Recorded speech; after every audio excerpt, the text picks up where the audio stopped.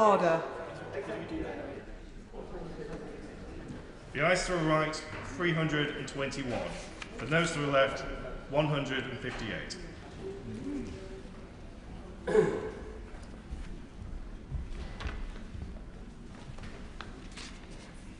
The ayes to the right were 321. The noes to the left were 158. So the ayes have it. The ayes have it. Unlock.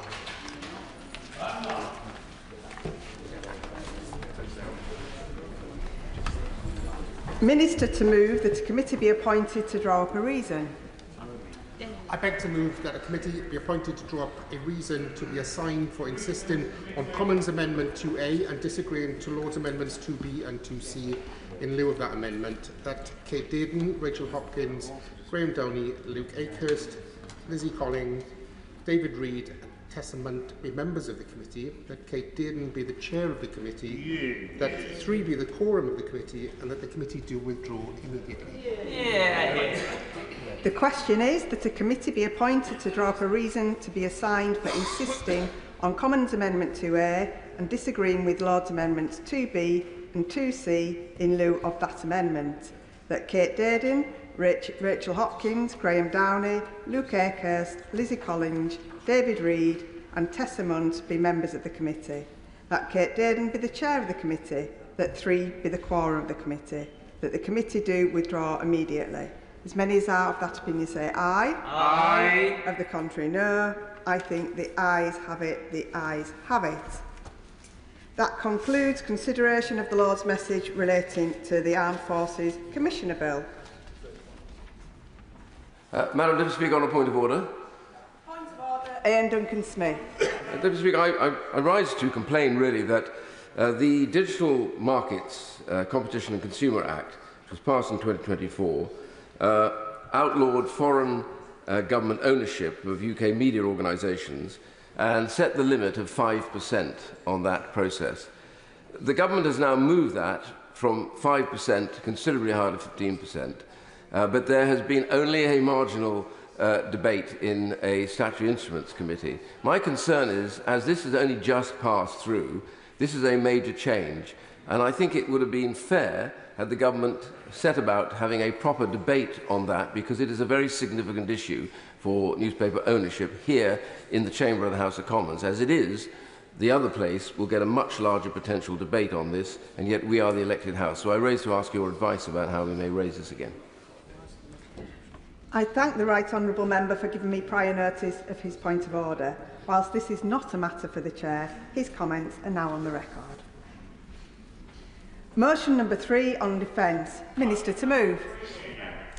I beg to move the Armed Forces Act Continuation Order 2025, that the order that was laid before the House on the 9th of June be approved. Madam Deputy Speaker, this will address the constitutional requirement under the Bill of Rights of 1688 that a standing army, and now by extension the Royal Navy and the Royal Air Force, must receive the consent of Parliament. This draft order provides that consent by continuing into force for another year, that the Armed Forces Act 2006, the legislation which governs the armed forces, be renewed for a further year. This debate usually takes place in a delegated legislation committee before returning to the floor of the House for approval. Given the significance to the country of both the armed forces and the democratic oversight that Parliament provides, it is fitting that this debate is today being afforded time on the floor of the House. This enables all members who wish to contribute to do so, for as the Strategic Defence Review has shown, we must put our people at the heart of defence. I know there is strong support for our people on all sides of the House. Parliament is required to renew the Armed Forces Act every 5 years through primary legislation. The next Armed Forces Bill will be required to obtain royal assent by December 2026, and in the intervening years by approving an annual order in Council, such as the one before us today. The Armed Forces Act provides nearly all the provisions for the existence of a service justice system. It provides for the service offences and for the investigation of alleged offences, the arrest, holding in custody and charging of armed forces personnel, personnel accused of committing an offence wherever in the world they are serving. And on the last point, may I draw attention to the House to the explanatory memorandum to the order, which states that it extends the United Kingdom, the Isle of Man and British overseas territories, excluding Gibraltar. There is a distinct difference between the extent of UK legislation and how the jurisdiction of service law is applied. The extent of any legislation is a statement about which separate legal jurisdictions the legislation forms part of the law.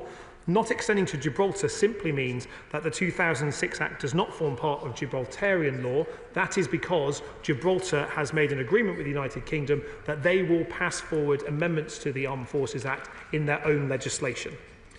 Conversely, service law applies to members of the armed forces wherever they are in the world. So effectively, there is an unlimited geographical jurisdiction with regards to our service personnel, and in some circumstances, civilians subject to service discipline, including those based in or serving in Gibraltar.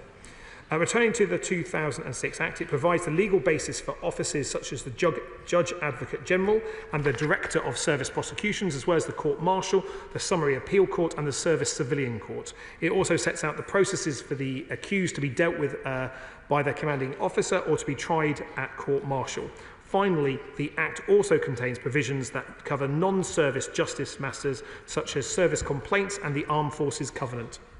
As such, the next Armed Forces Bill will likely contain a mixture of both service justice measures and non-service justice measures, and I look forward to working with members across the House when it gets introduced in due course.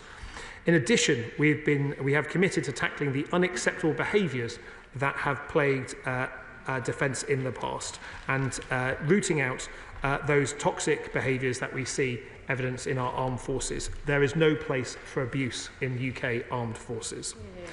Honourable members, today's debate comes against the backdrop of this government delivering for defence, for our service personnel and for veterans, by putting people at the heart of our defence plans and renewing the nation's contract with those who serve, combined with a whole-of-society approach to our national resilience. And that is why last year we delivered the biggest pay rise for our armed forces in 20 years, and we followed this up with another above-inflation rise recently. That is why we've secured a major housing deal to buy back over 36,000 military homes, improving houses for forces families and saving taxpayers billions.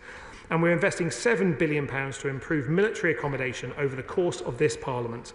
That is why we've set new targets to tackle the recruitment and retention crisis we inherited from the previous government, the results of which are clear already. Inflow is up 19%, outflow down 7%, and the Army is experiencing a 7-year high in application volumes. We are delivering for defence. And that is why we will be appointing an Armed Forces Commissioner to improve service life and are making it easier for veterans to access care and support through our £50 million Valour network. After all, this government recognises that the world has changed. We are in a new era of threat, which demands a new era for UK defence. The Strategic Defence Review, published last month, will make Britain safer, secure at home and strong abroad, and sets a path for the next decade and beyond to transform defence and end the hollowing out of our armed forces we've seen over the past 14 years. Decisive action has already been taken. We've stepped up and speeded up support for Ukraine, signed a landmark Trinity House agreement with Germany, started work at pace on a new defence industrial strategy, ensuring defence is an engine for growth, implemented the deepest MOD reform programme in decades, all of which has been underpinned by an increase in defence spending of nearly £5 billion this year, and a commitment to reach 2.5% in April 2027, 3% in the next Parliament and 3.5% in 2035, the largest sustained increase in defence spending since the end of the Cold War. Go on. I'm grateful to him for giving way. One of the fundamental tenets of the SDR, as he's now broadening this out, is that we should be prepared to fight and defeat a peer enemy by 2035. So that's 10 years from now. Why, after all the hullabaloo about the much-vaunted defence review, has this government returned to what in the 1920s was known as the 10-year rule? Well, let me say to the right honourable member, His government left our forces hollowed out and underfunded. He left our forces living in appalling accommodation. He left a retention and recruitment crisis that meant that for every 100 people joining our forces, 130 were leaving. He left a situation where morale was falling each and every year for the last decade in every one of our services. We are fixing that. We're getting our defence back on track, and that is why the Defence Review sets out the journey to transform our defence. That's why the Chancellor has provided additional financial resource this year. That's why the Prime Minister supported the Defence Investment Pledge at the recent NATO summit, something I hope in due course his party will bring themselves able to do so. We need to be ready to deliver for our defences. We need to be ready to stand with our allies. That is what we are doing today. We're ending the hollowing out and underfunding. And as someone I know who values defence sometimes more than his party loyalty, as I saw in the last Parliament, I hope he would welcome that. Indeed, I hope he gets an opportunity when he stands up in a moment to do so. I'm happy to. Edward. I'm not sure there's much point in us just blaming each other on this. There are historical parallels. In 1935, we were only spending 2.5% of our national wealth on defence. There was massive rearmament following that, and there was consensus on both sides of the House. And by 1945, we were spending the best part of 50% of national wealth. I think it's much better if the two parties try and work together on this and realise that we are facing an existential crisis in the world, and things are very different than they were in 2010 or 2015 or whatever, and we should work together to massively increase defence spending. Can I thank the honourable gentleman for that? I agree with what he says. It is precisely the reason when the Defence Secretary was the Shadow Defence Secretary and when I was the Shadow Minister for Armed Forces, we had a position of cross-party support on defence matters. It is really important, I think, we get back to that place, because it is for our adversaries that look at where the United Kingdom, they should see strong cross-party support, as indeed I believe they do when they see us debate Ukraine. There's a strong set of plans in our strategic defence review. There is increasing defence funding for getting to 2.5%, a figure we have not matched in the last 14 years. There is a real opportunity, I think, to send a united message from this House to our adversaries and to our people who serve. And I hope that his front bench were listening to his comments as strongly as I was in that respect. Members have the opportunity to approve this order today, knowing that the government is delivering on our pledge to rewrite... yep, please.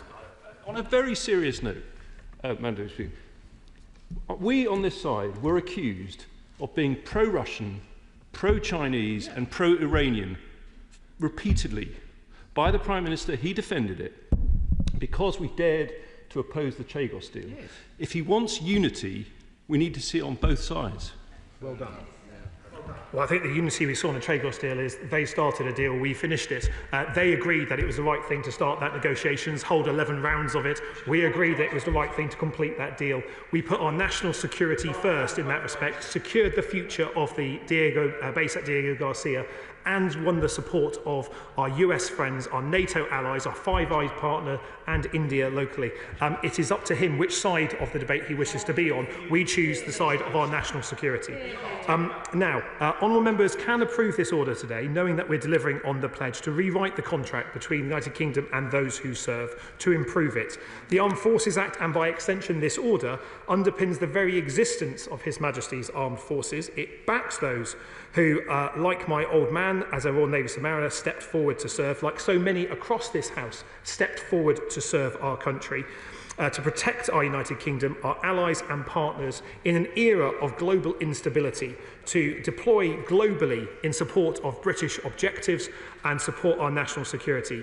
Madam Deputy Speaker, with the consent of the House today, Parliament will acknowledge their service, pays tribute to their service and backs their service. I beg to move.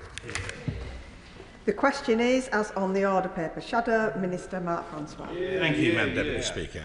The purpose of this instrument is to provide for the continuation in force of the Armed Forces Act 2006, which would otherwise expire in mid-December 2025. In essence, the measure provides for the 2006 Act to continue in force for a further year, taking us up to a deadline of the 14th of December 2026. For those with a historical interest, which includes myself, the principle of the legislation actually dates back, as the Minister intimated, to the Bill of Rights of 1688, which, given that it followed on from the Civil War, stated the following: raising or keeping a standing army within the kingdom in time of peace, unless it be with the consent of Parliament, is against the law. This has resulted in a requirement since 1688 that all legislation on discipline in the armed forces has to be annually renewed, hence this order. Now, the Minister stated this should have support on all sides of the House, and I'm sure that it does. But yet again, when we're debating defence, when we're debating an order that is fundamental to the discipline and integrity of our armed forces, there is no Reform MP in the chamber of the House of Commons. Why? Because Reform don't do defence. And the Minister and I have seen that time and time again over the last year. So there's a point of consensus, if he wants one. However, whilst this order might appear to be merely a formality, albeit an important one, Madam Deputy Speaker, it does provide me with an opportunity this afternoon to ask my opposite number, the Armed Forces Minister, 4 important questions. But before I move on to that, can I just report to the Minister that the cadets, who are an important part of the Armed Forces family, are indeed well disciplined and in good heart. When I attended Armed Forces Day in Basildon on Saturday, I was honoured to be invited to inspect the Air Cadets on parade. When I asked one very smart cadet why he decided to join the Air Cadets, he replied, "Because my mum made me, sir." Although 3 years in, I'm very grateful that she did. So I attended Armed Forces Day in Basildon, as I have done for years, and also managed to grab a quick drink with some veterans in a local hostelry thereafter. However, mysteriously, all 4 MPs in the Basildon Borough, none of whom are Labour MPs, appear not to have been invited this year. I can only presume our invitations were somehow lost in the post. Could I just say gently to the Minister, more in sorrow than in anger really, that playing silly games like this on partisan grounds is demeaning for the Labour-led council. Armed Forces Day is too important for this sort of silly nonsense, and it just embarrasses Basildon Council in the eyes of the public and indeed its local MPs. So perhaps, in all seriousness, he could have a word with his colleagues on the council and just make sure that that unfortunate oversight doesn't happen again. One other point on that. Yes, traditionally defence is a bipartisan issue. We all believe in the defence of the realm. I've always believed that is the first duty of government. But could I say to the Minister on the floor of the House, you can't have it both ways. You can't, on the one hand, plead for unity between the government and the opposition, and then when it suits you, imply that opposition spokesmen are somehow Russian or Chinese or Iranian fellow travellers because they had the temerity not to agree with you in your bonkers Chagos deal. So my honest advice to the Minister is, make your mind up and be consistent, and then you will receive the respect that you asked for in return. Now, turning to the order directly, the Armed Forces are normally subject to the Armed Forces Acts, are normally subject to a quinquennial review. We had Armed Forces Acts in 2011, 16 and 21, and we can now expect a further Armed Forces Act before the instrument expires in December 2026. Given the vagaries of parliamentary life, Madam Deputy Speaker, few things are certain. But assuming for a moment that it will be the Armed Forces Minister and myself who take this legislation through on behalf of our respective parties, this seems a good opportunity, firstly, to ask the Minister what the latest timings are on that prospective legislation and when we can expect to see a bill. Secondly, pending that, perhaps the Minister could give the House some idea of what the key themes of that bill are likely to be and in which areas, if any, the Act is likely to differ materially from the existing Armed Forces Act 2021. In fairness, he dropped a hint a few minutes ago that there will be service justice provisions. Perhaps, if he has an opportunity, he could just expand on that slightly. And I ask the question, Madam Deputy Speaker, because there'll be large numbers of interested parties, the armed forces themselves, obviously, the armed forces families, federations, through to military charities and others, who, based on previous experience, would take a close and important interest in the bill. And therefore, to be able to give them as good a heads up as possible would clearly be desirable. So perhaps the Minister could assist the House this afternoon in that regard. As the explanatory notes that the Minister referred to point out, were this order not to be passed, then, and I quote them, the key effective expiry of the 2006 Act would be to end the provisions which are necessary to maintain the armed forces as disciplined bodies. Crucially, the 2006 Act confers powers and sets out procedures to enforce the duty of members of the armed forces to obey lawful commands. Without the 2006 Act, those powers and procedures would no longer have effect. Commanding officers and the court-martial would have no powers of punishment in respect of a failure to obey a lawful command or any other form of disciplinary or criminal misconduct. Members of the armed forces would still owe allegiance to His Majesty, but the power of enforcement would be removed. Clearly, that would be a very undesirable situation. For the avoidance of doubt, we will most certainly not be voting against this order in a few minutes' time. Nonetheless, there's an important point here about members of the armed forces being required to obey lawful commands. And this brings me on to the third question and what I wish to ask the Minister this afternoon. As recently as Defence Questions on Monday, we were debating in this chamber the fate of the 300,000 or so British Army veterans who served in Northern Ireland on Operation Banner. They were lawfully commanded to help uphold the rule of law in support of the Royal Ulster Constabulary, GC, now the PSNI, and to protect all people in Northern Ireland from whatever tradition they might come from heinous acts of terrorism, whether by bomb or by bullet. As the Minister will be well aware, the Government has tabled a so-called remedial order which would cut out elements of the 2023 Northern Ireland Legacy Act, thus potentially opening up some of those veterans to an endless cycle of investigation and reinvestigation. As currently drafted, the remedial order also makes it easier for the likes of Jerry Adams and his compadres to potentially sue the British taxpayer for hundreds of millions of pounds. Now, according to a press report in the Daily Telegraph yesterday and an associated PQ from the Northern Ireland Secretary, the Government has now decided to drop the part of the remedial order which would assist Mr Adams and his associates from suing the British taxpayer. Now, if that report is true, this is something on which these benches would warmly welcome. However, it still doesn't solve the problem of the potential persecution of our brave veterans who served in Northern Ireland, often being persecuted at the behest of Sinn Féin. So if it... Yes, I will, indeed. Just on that point, whenever he and other members of the Conservative Shadow Defence team bring up the question of reopening this lawfare against our veterans, government ministers always say, we will be sure to give them maximum support.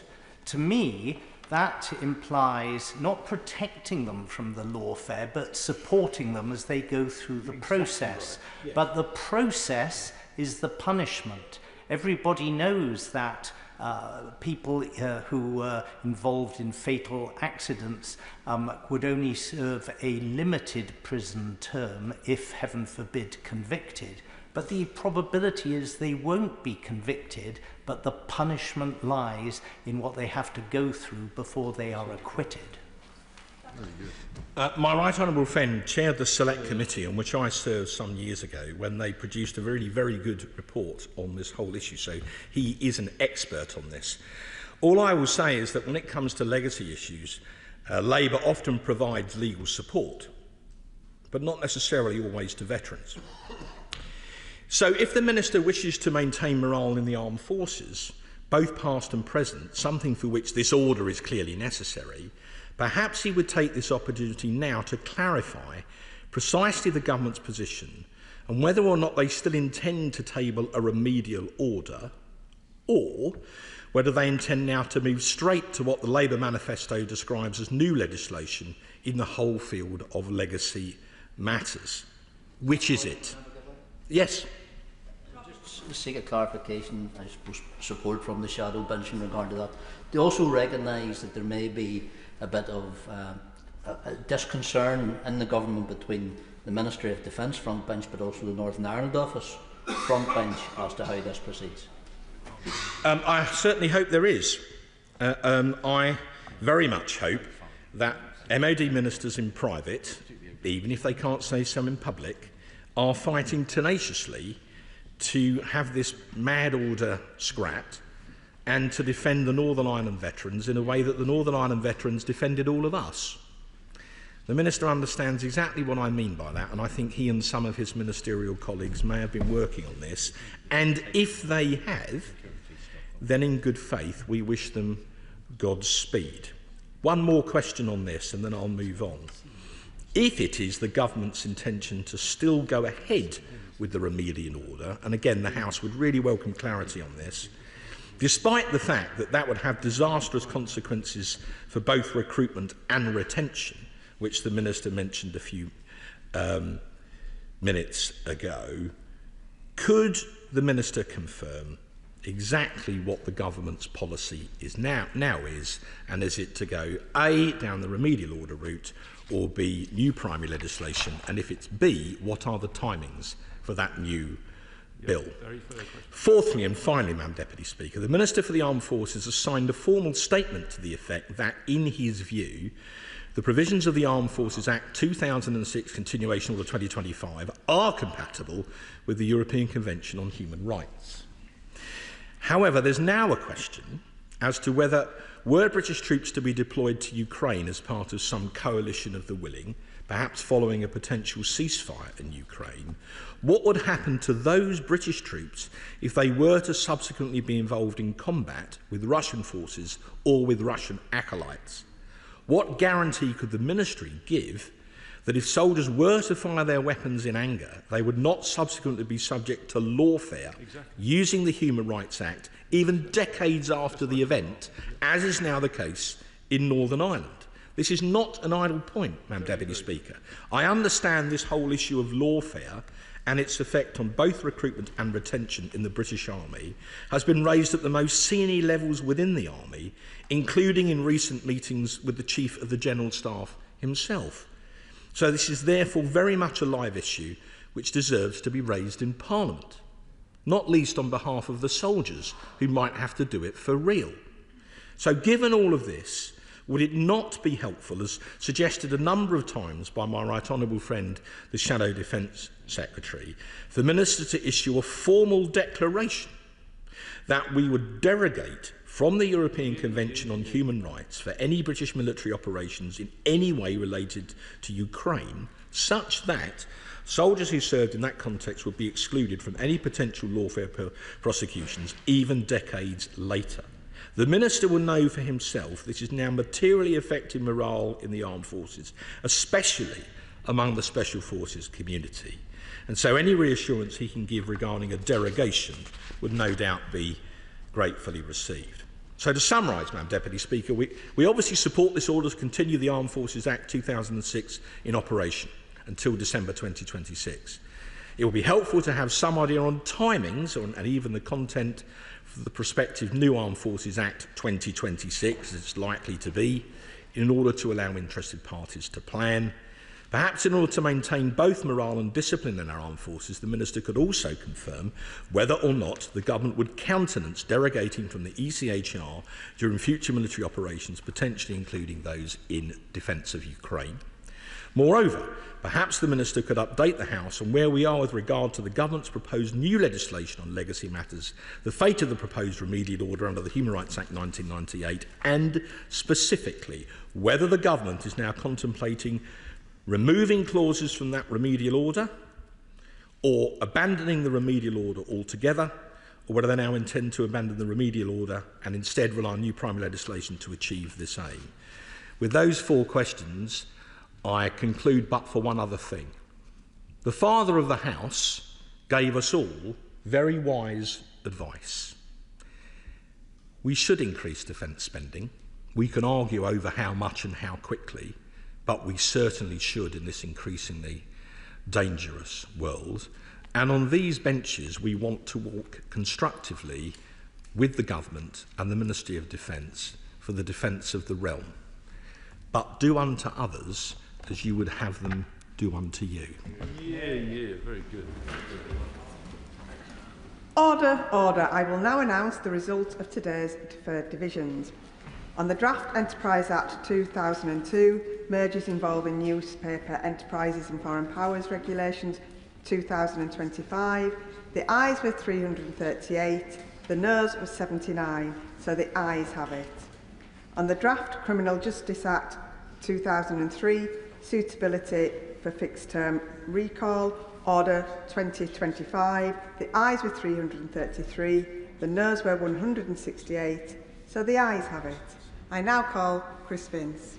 Thank you, Madam Deputy Speaker, and I thank the Minister for his statement today, and I actually really appreciate him bringing this debate to the floor of the House, and I think it shows the importance and the importance its importance, but also the importance this government puts on our armed forces, and in particular our armed forces personnel. I also welcome the pay rise this government is giving our service personnel, and the commitment that he has personally made to tackle recruitment and retention issues, as well, of course, as the £5 billion increase in spending. As I was unable to make my intervention, I would say I am disappointed this has turned into a party political debate, but I assure everyone in the House that I don't intend to say any more on that matter. I know this Act reflects a I recognise that this Act reflects a constitutional requirement, but I think it also gives us an annual opportunity to say thank you to our brave servicemen and women. As I've mentioned previously in this House, I am the son, and like most people of my age, the grandson of veterans. So I also would like to recognise the sacrifice that our armed forces families also make for this country. Of course, if this Act of renewal, if this Act is not renewed, commanding officers and court martials will no longer have the power to punish or discipline service people. So it is obviously really important that we pass this Act today. But we should also recognise, for the vast majority of our servicemen and women, this part of the Act is actually irrelevant. However, we must support our servicemen and women as they support us, which is why I welcome him and the veterans' work on Op Valour. As Lord Coker said in The Other Place, we inhabit a world which is more dangerous than at any time since the fall of the Soviet Union in 1991, and I think that is something that everybody in this House can reflect on. Like many members across this House, I attend the turning of the page ceremony organised by the Speaker's Office and the Office of the Master of Arms every week, when I hear the names of members of this House and children of members of this House who lost their lives in the Second World War. And I have to say, I find it incredibly moving. This morning was particularly moving when one name was read out of a son of a member of the House who passed away at the age of 8 years old. Of course, our service personnel, our country cannot work in isolation, and we know it's incredibly important to recognise the work that our armed forces do, working in collaboration with our NATO allies. But finally, Madam Deputy Speaker, I would like to take this opportunity, first of all, to thank all honourable gallant members of this House, and I know one is about to speak, and I'm glad he's returned to his place, for what they have done in their past careers to keep us all safe. But I would also like to pay tribute to the servicemen and women of my constituency of Harlow and the UK as a whole for their continuing service, keeping us and our families safe during these increasingly troubled times. I now call Liberal Democrat spokesperson Helen Maguire. Thank you, Madam Deputy Speaker. Today's motion may appear procedural, but it sits at the heart of how we govern our armed forces and, by extension, how we uphold parliamentary democracy and the rule of law. Under the Bill of Rights 1688, a standing army in peacetime must be consented to annually by Parliament. This annual renewal is not just constitutional housekeeping, it's a clear democratic statement that power in this country derives from Parliament and that our armed forces serve under law, not above it. Hear, hear. So I will of course support this continuation order. The Armed Forces Act 2006 provides a unified legal framework that enables our military to function. Without it, the service justice system would fall away, discipline could not be enforced, and commanding officers would be stripped of lawful authority. There would be no means to uphold the standards of service that we rightly expect. But, Madam Deputy Speaker, with that annual consent must come annual scrutiny. We owe it to those who serve under this Act to ensure that the political leadership they serve is worthy of their trust. The reality is that over recent years, Conservative governments have failed in their duty to our armed forces. While a brutal war raged in Europe, the previous government was cutting 10,000 troops from our army. Our armed forces are now smaller than they have been for generations at a time when global threats are escalating. Equipment programmes are routinely over budget and behind schedule. The National Audit Office has repeatedly warned about capability gaps in areas such as battlefield communications, armoured vehicles and naval readiness. And our service personnel are too often asked to do more with less, including living in unacceptable conditions with a housing system that does not meet their needs. The effectiveness of our armed forces depends not just on kit, but on people. And when those people are being let down, when we ask them to serve under a legal framework renewed by this House, we don't support them properly in practice, we are not keeping our side of the bargain. The Liberal Democrats are calling for a different path. We demand the reversal of these short-sighted troop cuts and a long-term plan to increase regular troop numbers back to over 100,000. That begins with immediate action, a new joining and re-enlistment bonus scheme to help recruit and retain at least 3,000 personnel, stabilising the force while we plan for future growth. We're also calling for cross-party talks to agree a sustainable path to meet NATO's new spending target of 5% of GDP, a goal that should be above party politics. The security of our country and our allies depends on serious, sustained commitment. And beyond strategy and numbers, we want to deliver a fair deal for those who serve. That means proper pay and decent conditions. It means high-quality housing that meets the decent home standard as a minimum. It means giving real support for transition to civilian life through access to mental health care, job opportunities and practical assistance for families who so often bear the strain behind the scenes. We press the government to deliver long overdue justice for LGBT veterans, many of whom are still awaiting compensation after years of discrimination and dismissal. That process must be fair, fast and comprehensive. We also demand full implementation of the Atherton report's recommendations to tackle the entrenched issues of harassment and misogyny faced by too many women in uniform. Service should never come with conditions of fear or inequality. And looking ahead, we understand a new Armed Forces Act is expected to be introduced in the next year. When this bill is brought forward, I will hold the government to a high standard. It must not be a copy and paste exercise. It must be an opportunity to improve the culture of our armed forces, ensuring equality, accountability and modernisation are at its heart. Madam Deputy Speaker, this continuation order maintains the legal foundation of our armed forces, but laws alone are not enough. We need leadership, we need commitment, and we need a government that does not simply consent to the military's existence once a year, but honours their service every single day with action, investment and respect. Thank you. Yeah. I call Ben Deputy. Thank you, Madam Deputy Speaker. I welcome the Armed Forces Act 2006 Continuation Order 2025 and would like to place on record my wholehearted support for our armed forces and the role they play in providing national security and the defence of this nation, both at home and deployed on operations across the globe. And last year, as a new MP, last year's Continuation Order was the first DL that I sat on, and I was very proud to be able to sign that. As a veteran and now the MP for a constituency in Huntingdon with British, US and wider NATO forces, I know firsthand how vital political support for our military is today. Although we've moved past the period of kinetic operations that typified my generation of warfare in Iraq and Afghanistan, the world feels more dangerous today than it did at that time. The Russian invasion of Ukraine in 2022 has precipitated a sea change in the nature of warfare. The manoeuvre warfare of old that we saw during the initial invasion, unchanged in a generation and familiar to those of my generation and the several before that, has been replaced by cyber, drones, grey zone, sub-threshold activity that feels like warfare that not so long ago would have been the preserve of science fiction or an episode of Black Mirror. It is this that in the thread that runs through the Strategic Defence Review, and it is this that we must ensure our armed forces are equipped to compete in across domains. I do not doubt the government's sentiment in wishing to increase defence spending to ensure we remain a credible and capable NATO ally and that we can continue to punch above our weight on the world stage. As an island nation in a notionally geographically safe part of the world, the legacy of our imperial past is one of world policing, post-colonial responsibility and expeditionary warfare. Our decentralised, persistent nuclear capability ensures we are a nation who continue to be taken seriously. But my concern is that we are in danger of being benched, as those NATO allies closer to the fray, who feel the threat from Russia on the eastern flank and the high north most keenly, will, with their vastly increased defence budgets and whole-of-society approaches to defence, make us a second-tier nation. The pledge to uplift defence spending to 5%, with the claim that we will achieve 4.1% by April 2027, is simply not credible, and this smoke and mirrors approach belies the fact that the sums do not add up. We saw only yesterday that the government's botched welfare reform has left a £4.5 billion gap in the spending plans, coupled with a further £1.25 billion from the winter fuel U-turn. Where will that money come from?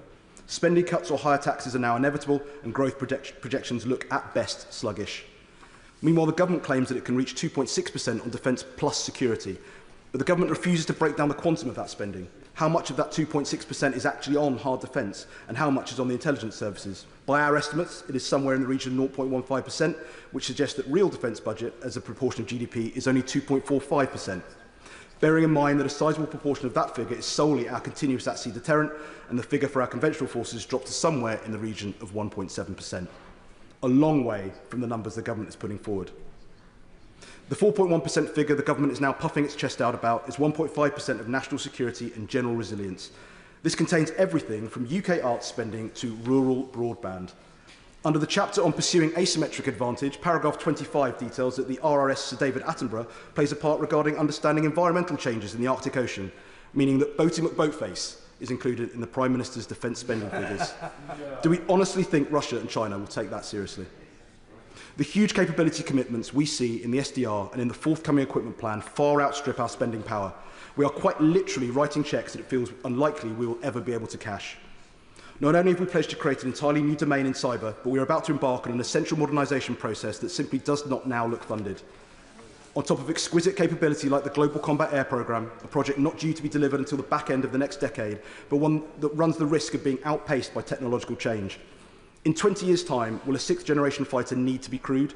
It may in 2040, but GCAP's out-of-service date is likely to be beyond 2070. Do we honestly believe that crewed aircraft will be relevant by then, let alone how we will deliver the loyal wingmen in the system of systems that forms part of it? Drones are clearly the future of warfare, and whilst we continue to use Ukraine as the proving grounds for new capability against a near-peer adversary, the British Army should be on the front foot, rapidly equipping and training with drones, rather than using esports as the only drone warfare training of note.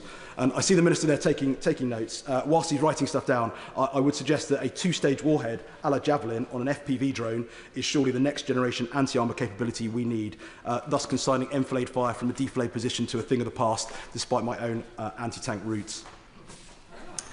Meanwhile, Project Greyburn means that we will replace 150,000 SA-80A3 rifles by 2030, a significant logistical commitment, and not just in terms of changing the weapon system, but there are still discussions around changing the nature of the ammunition as well, and whilst that will increase stopping power, it will remove the purpose of 5.56, which I'm sure we won't need to go into in the chamber today, but everything that goes with that in terms of rifle racks, ammunition pouches, magazines, mag chargers, the nitty-gritty of changing a weapons platform that really does take its toll on exactly how we would implement that.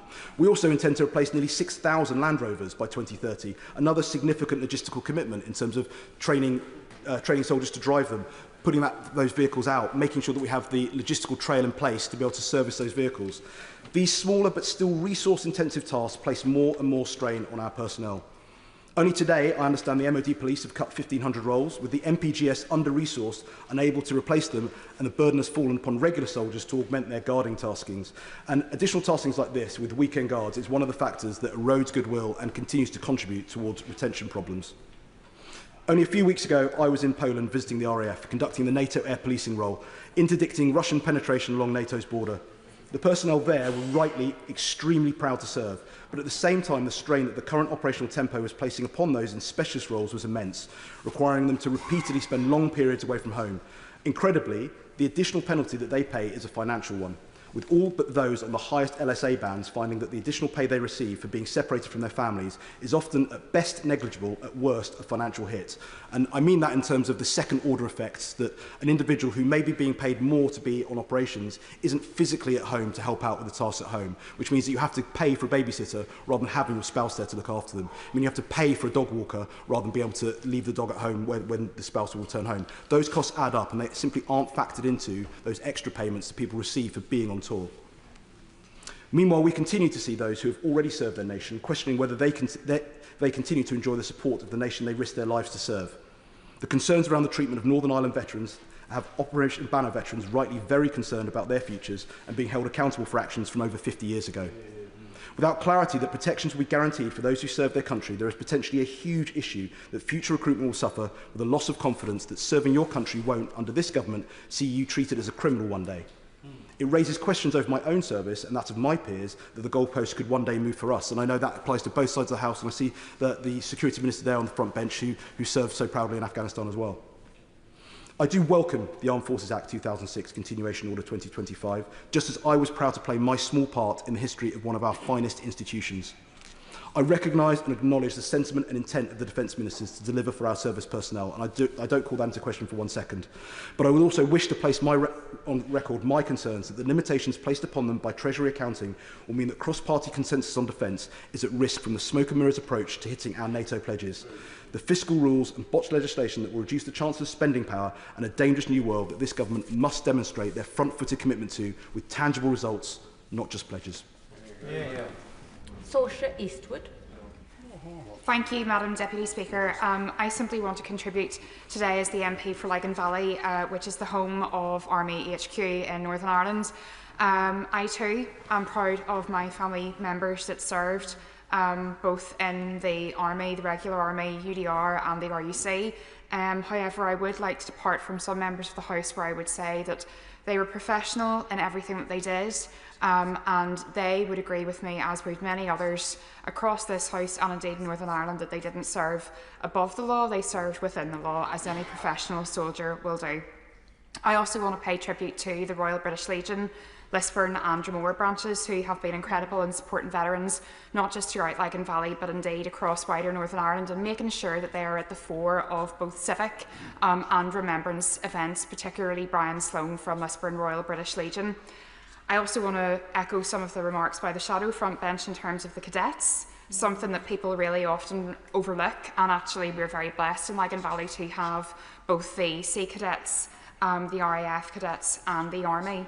And every time I look at those young people, it really does make my heart feel proud and a wee bit more confident for the future. We are in a very changed security situation, and I think everybody in this House knows that.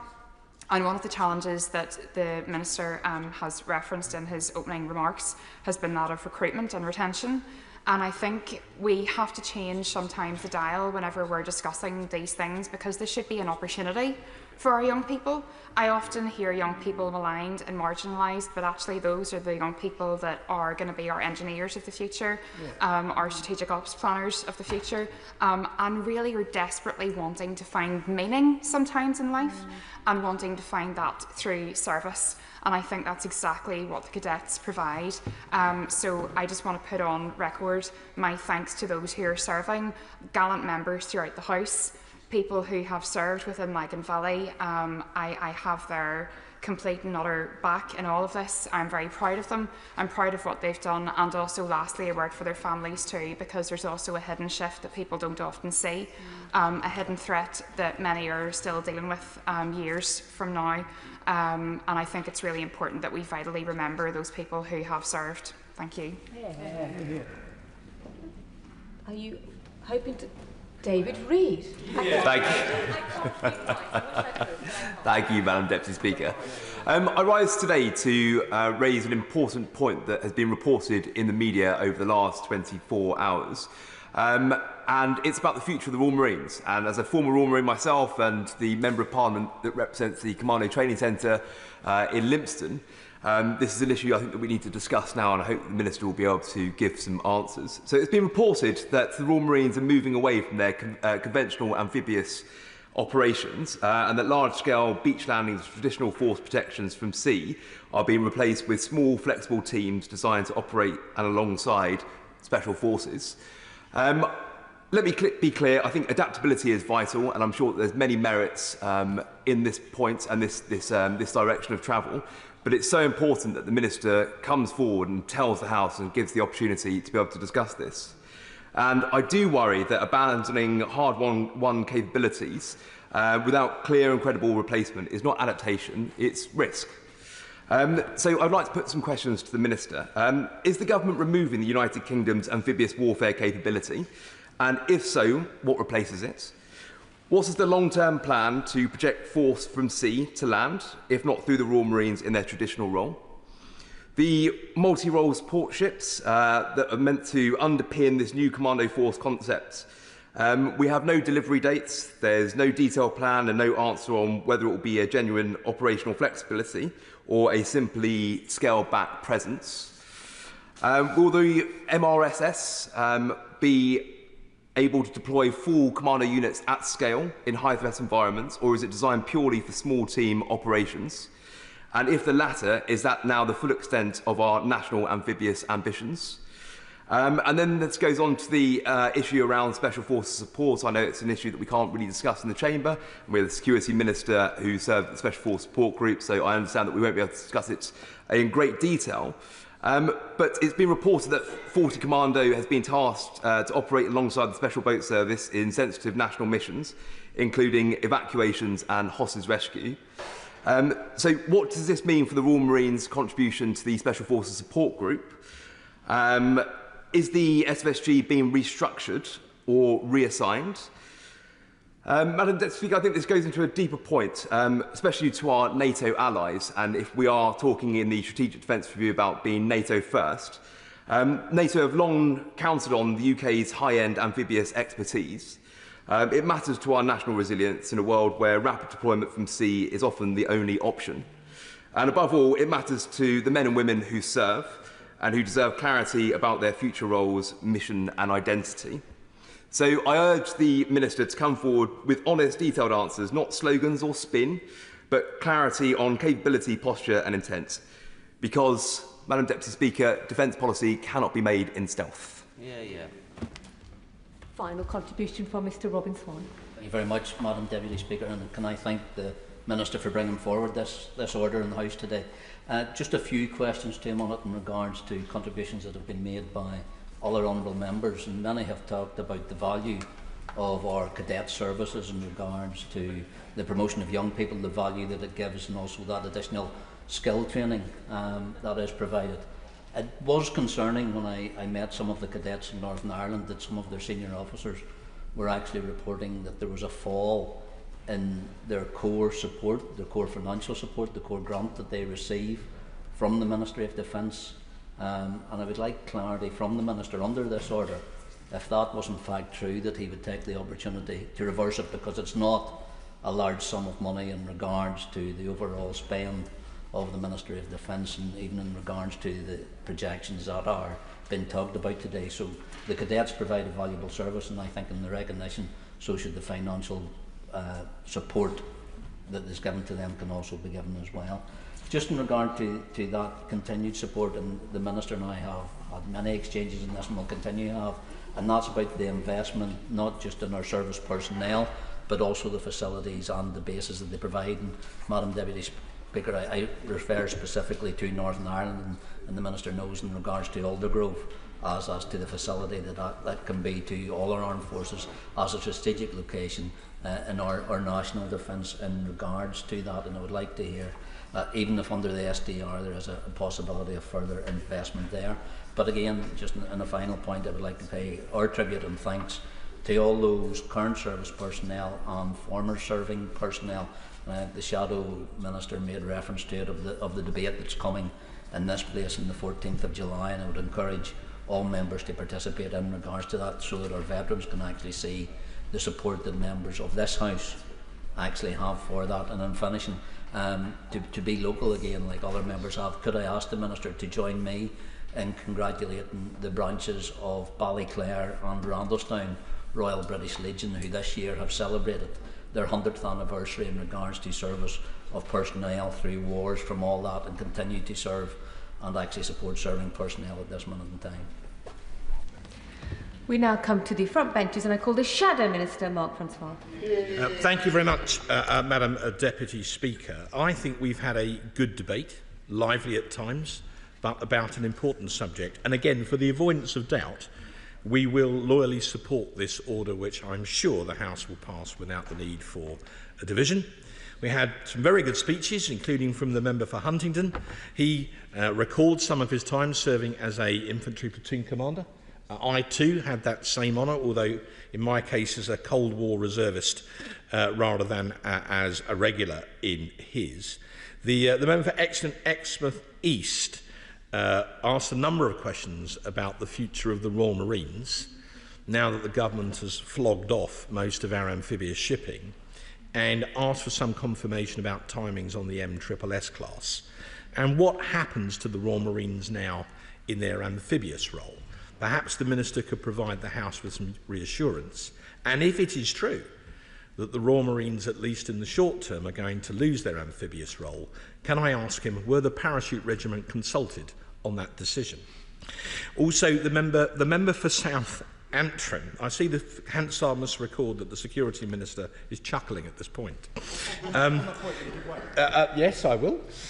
I thank my honourable friend for giving way. I see the Security Minister chuckling away. I'd also like confirmation that as part of the Big Three that the RAF regiment were also consulted on that decision as well.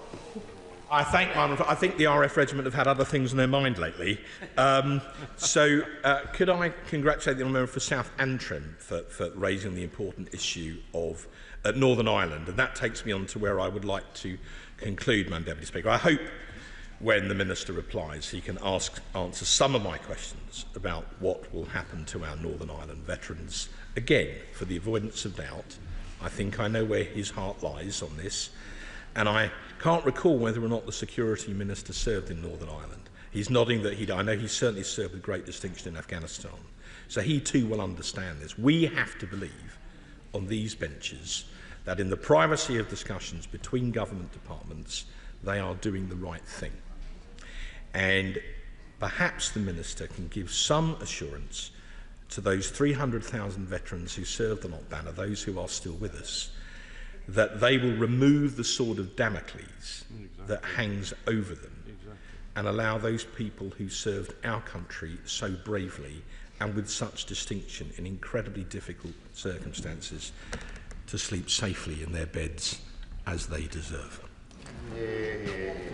I call the Minister Luke Holland. Thank you, Madam Deputy Speaker, and can I thank all members for their contributions to this debate. It was a good one. I'll refer very briefly, if I can, in closing to a number of the issues that have been raised. First, Madam Deputy Speaker, I detect strong support for our armed forces on all sides of the House, so I hope there won't be a division very shortly, and that is good to see. I think this debate has shown actually the merit in holding the annual order on the floor of the House, but I suspect I will need to have a word with the Leader of the House and the whips before I commit to any future ones of those, because that is definitely outside my swim lane. Can I thank the member for Logan Valley in particular for talking about cadets? It is absolutely right that we invest more in cadets, and that is why the Strategic Defence Review set out our ambition to increase the size of our cadet force by 30%. A really strong investment in the future of our young people, providing opportunities not just to get lifetimes of skills, increased confidence and opportunities, but also to provide a pathway for young people to serve in our armed forces to really realise the benefits. And having seen the cadets on parade on Plymouth Hoe for Armed Forces Day at the weekend, I know there's strong support for them in every part of the country, but I'm grateful for her in particular for raising that. And I think the line that I noticed down, young people find meaning through service, and I couldn't agree more, so I'm grateful for that contribution. In relation to the Shadow Minister who asked me a number of questions, we have to renew the Armed Forces Act every 5 years. That will be renewed in the proper way. We're looking at what is necessary to update that legislation, especially as it would be coming after the publication of the Strategic Defence Review. He will be familiar that the Strategic Defence Review made the case for a Defence Readiness Bill as part of that, and we are looking across all those details, and I can reassure him that as part of the commitment that we have shown, indeed with the wide consultation that we've undertaken with the Armed Forces Commissioner Bill, that we will continue that in that spirit for future legislation. In relation to that, he may have missed it, but just before Prime Minister's questions today, it was Northern Ireland questions, and I believe the Northern Ireland Secretary at the dispatch box raised a number of the issues, or replied to some questions on the number of issues he spoke about, so I might refer him to those remarks, because as he will know, if only because I say this every time he asks me a question on it, these are matters for the Northern Ireland Office, but clearly Defence has strong equities and views on these matters as well. Go on. I was watching Northern Ireland questions. From memory, the Northern Ireland Secretary said they would address this through primary legislation, but he gave no indication of any kind as to what happens to the outstanding remedial order. So if they can't answer that today, perhaps the Minister or the Northern Ireland Office could write to us and tell us where we stand. As he will know, because I have had a similar conversation in a variety of different formats in recent weeks, as a matter for the Northern Ireland Office, the policy intention is to repeal and, importantly, replace the Unlawful Legacy Act. It's been found to be unlawful. It doesn't enjoy community support. It does need to be repealed and replaced, and any government that was elected in July would have to do that. Happy to. I'm very grateful to him for allowing me to intervene again. I just want to say to him, this point about not enjoying community support, when we were having these debates in great detail, the highly divided communities would always stand up and say how this was unacceptable and how that was unacceptable, and then quietly they would come up to us, their representatives, and say, for goodness sake, go on doing what you're doing. So you may have some legal, the Minister may have some legal problems to overcome, but let him not be fooled by what is said in public about what really needs to be done. Minister. I thank him for his contribution, and indeed it is a matter that my colleagues in the Northern Ireland Office follow closely on this one, as they're the lead department with responsibility for the repealing and replacing of the Legacy Act, and I'm certain that he will continue making suggestions in that way. It's not for me to make announcements on the Northern Ireland Office behalf, but I am certain they will have listened to the Right Honourable Gentleman and what he has had to say in relation to this. I'm also grateful for the remarks from the member for Huntingdon, who I believe I told him just before this, I look forward to seeing him on the front bench in a shadow defence role very soon. I have to say, as he knows, I'm a big fan of what he has to say, and I do like the way that he brings his military expertise and a certain good defence nerdery, which as a defence nerd on this side I appreciate very much so, in relation to that. But perhaps I would just say politely to him that the experience that I have seen from engaging with our allies on NATO's eastern flank, from Finland, the Baltic states, and all the way down through passing Belarus and others, is that the nations there value the relationship with the United Kingdom even more in over the recent past year. We have strong relations with the JEF nations of Northern Europe, and we continue to have deeper relations with our Baltic friends, including enhancing the forward land force that we have in Estonia, and our cooperation and support for Latvia and Lithuania at this time. So I don't recognise the concern, but he's right to raise it, if only to allow me to put that on the record, that we have strong support from those nations, and indeed we strongly support them in wanting to be sovereign and free from Russian aggression. I would politely say to him that Sir David Attenborough does provide a really important presence in the Antarctic region, and he will know, if he hasn't yet discovered polar region nerdery, can I recommend that to him, because the presence that both HMS Protector, our ice ship, and also the Sir David Attenborough provide there is not only really important presence, support for our Arctic missions and Antarctic missions, but also help us honour our obligations under the Antarctic Treaty, which is a really important part of the rules-based framework for the protection of the Antarctic, which is really important. Happy to. Well, I thank the Minister for giving way. On that point about the Arctic and HMS Protector, what plans do we have to procure an actual icebreaker in order to increase our footprint in that region? Minister. Oh, I knew he was tempted to go into polar nerdery, and so I'll be very happy speaking to him about some of those aspects.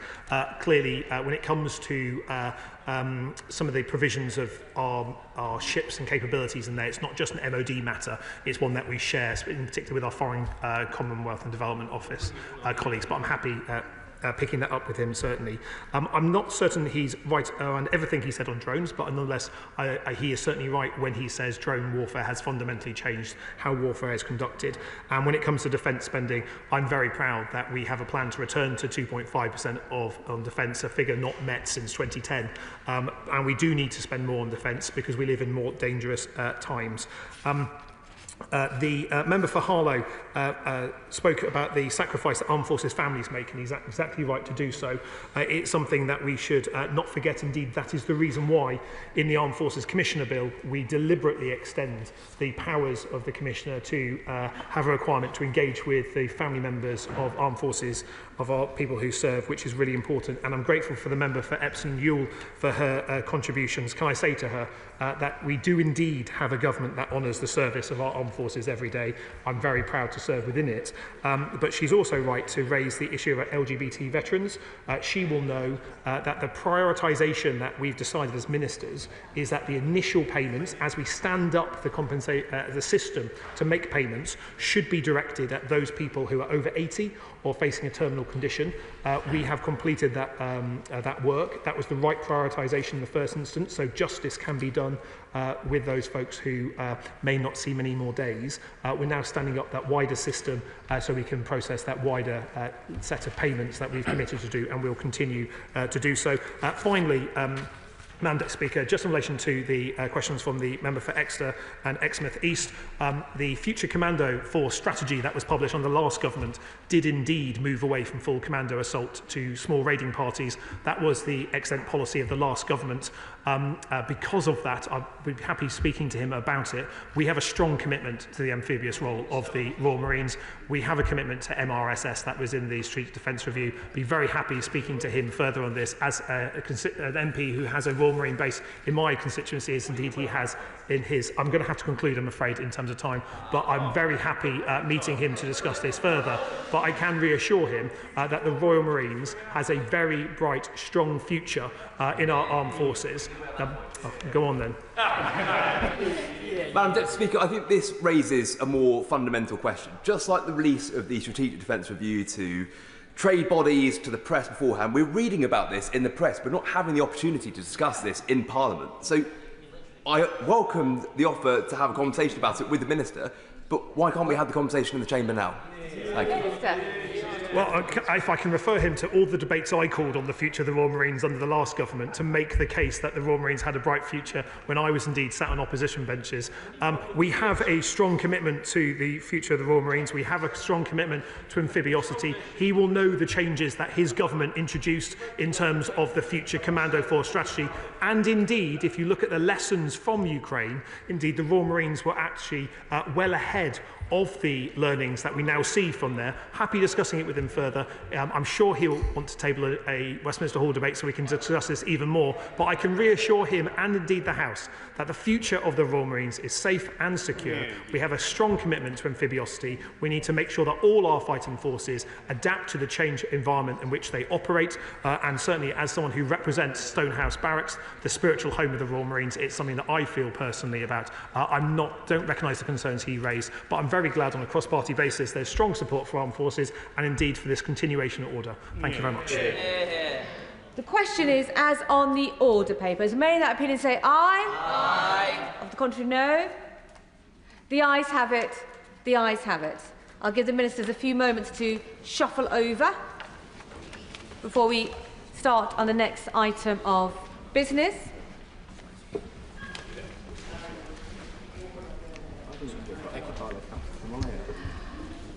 Motion number 4 on prevention and suppression of terrorism. Minister to move. Minister Dan Jarvis. Thank you, Madam Deputy Speaker. I beg to move that the Terrorism Act 2000 Prescribed Organisations Amendment Order of 2025, which was laid before the House on the 30th of June, be approved. I'm grateful to the House for its consideration of this draft order, which will see 3 distinct groups prescribed. They are Maniacs Murder Cult, Palestine Action, and the Russian Imperial Movement.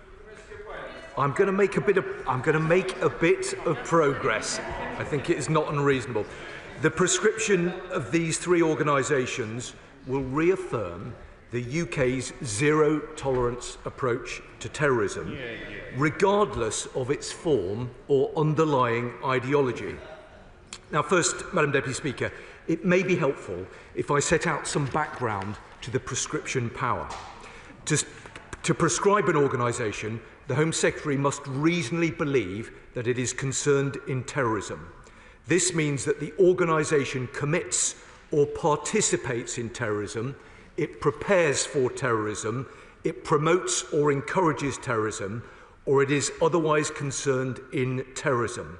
Some 80 terrorist organisations are currently prescribed under the Terrorism Act of 2000. Prescription is, rightly, ideologically neutral.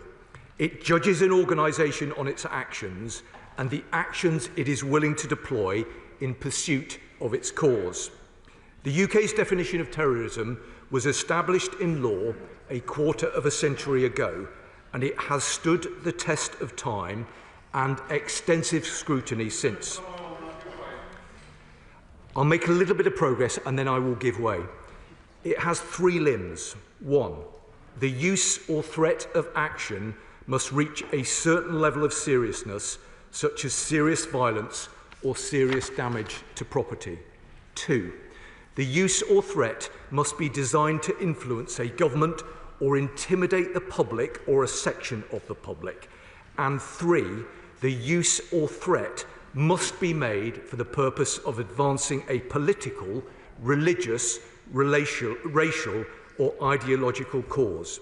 Successive independent reviewers of terrorism legislation have upheld the UK's terrorism definition as effective and fit for purpose, even as the threat from terrorism has evolved. I'll give way in just a moment. Madam Deputy Speaker, prescription is one of the most powerful counter-terrorism tools available to government. Any decision to prescribe is taken with great care and following rigorous consideration, as noted by Jonathan Hall KC in his report on the operation of the Terrorism Acts of 2022. I will give way to the right honourable gentleman. Jeremy Corbyn. Minister for giving way, and I'm grateful to him for that. I think the question that many of us want to put to him is, why has he linked these 3 organisations together? He clearly has made a judgment on each of the 3 organisations independently of each other. And I think it would be fair, and I'm sure many outside would think it would be fair, if we were taking individual votes on the 3. Because many of us are very concerned about the issue facing Palestine Action, and that is the issue that we wish to address in the debate here today. Mr. Dan Jarvis. I can say to the right honourable gentleman that I will come on and explain with real clarity precisely why we have proceeded in the way that we have. But I suspect that he has a long memory, and he will recall, I'm sure, that when he's voted against prescribing a number of organisations previously, including Al-Qaeda in 2001, that particular motion was bundled along with 20 other militant organisations. So there is clear precedent for doing this. And I can say to him, the reason that we seek to do it is to demonstrate that we don't attach any kind of ideological prism with which to seek to make a judgment. The Home Secretary will take a view based on a legal threshold, and that is the basis on which we have proceeded. I'll give way to the honourable member. First of all, can I thank the Minister for bringing this forward, and Minister, my party will be supporting government and putting this, and if it does come to a vote, as some I think might indicate they wish to do, we'll support government and Labour, because security, coming from Northern Ireland, we understand what it means to have security and what it's important to have. Government and ministers and the police and the army and MI5 and MI6 all have the responsibility. Minister, this question I want to ask, in relation to the membership of those organisations, will it be the intention of the Minister to is there a list of Palestine Action, for instance? Is there a list of those who may be members? I don't know where they are. There might be some in this House, perhaps. But if there is, perhaps maybe we'll understand, and will they be subject to the rulings of prescription as well? Thank you.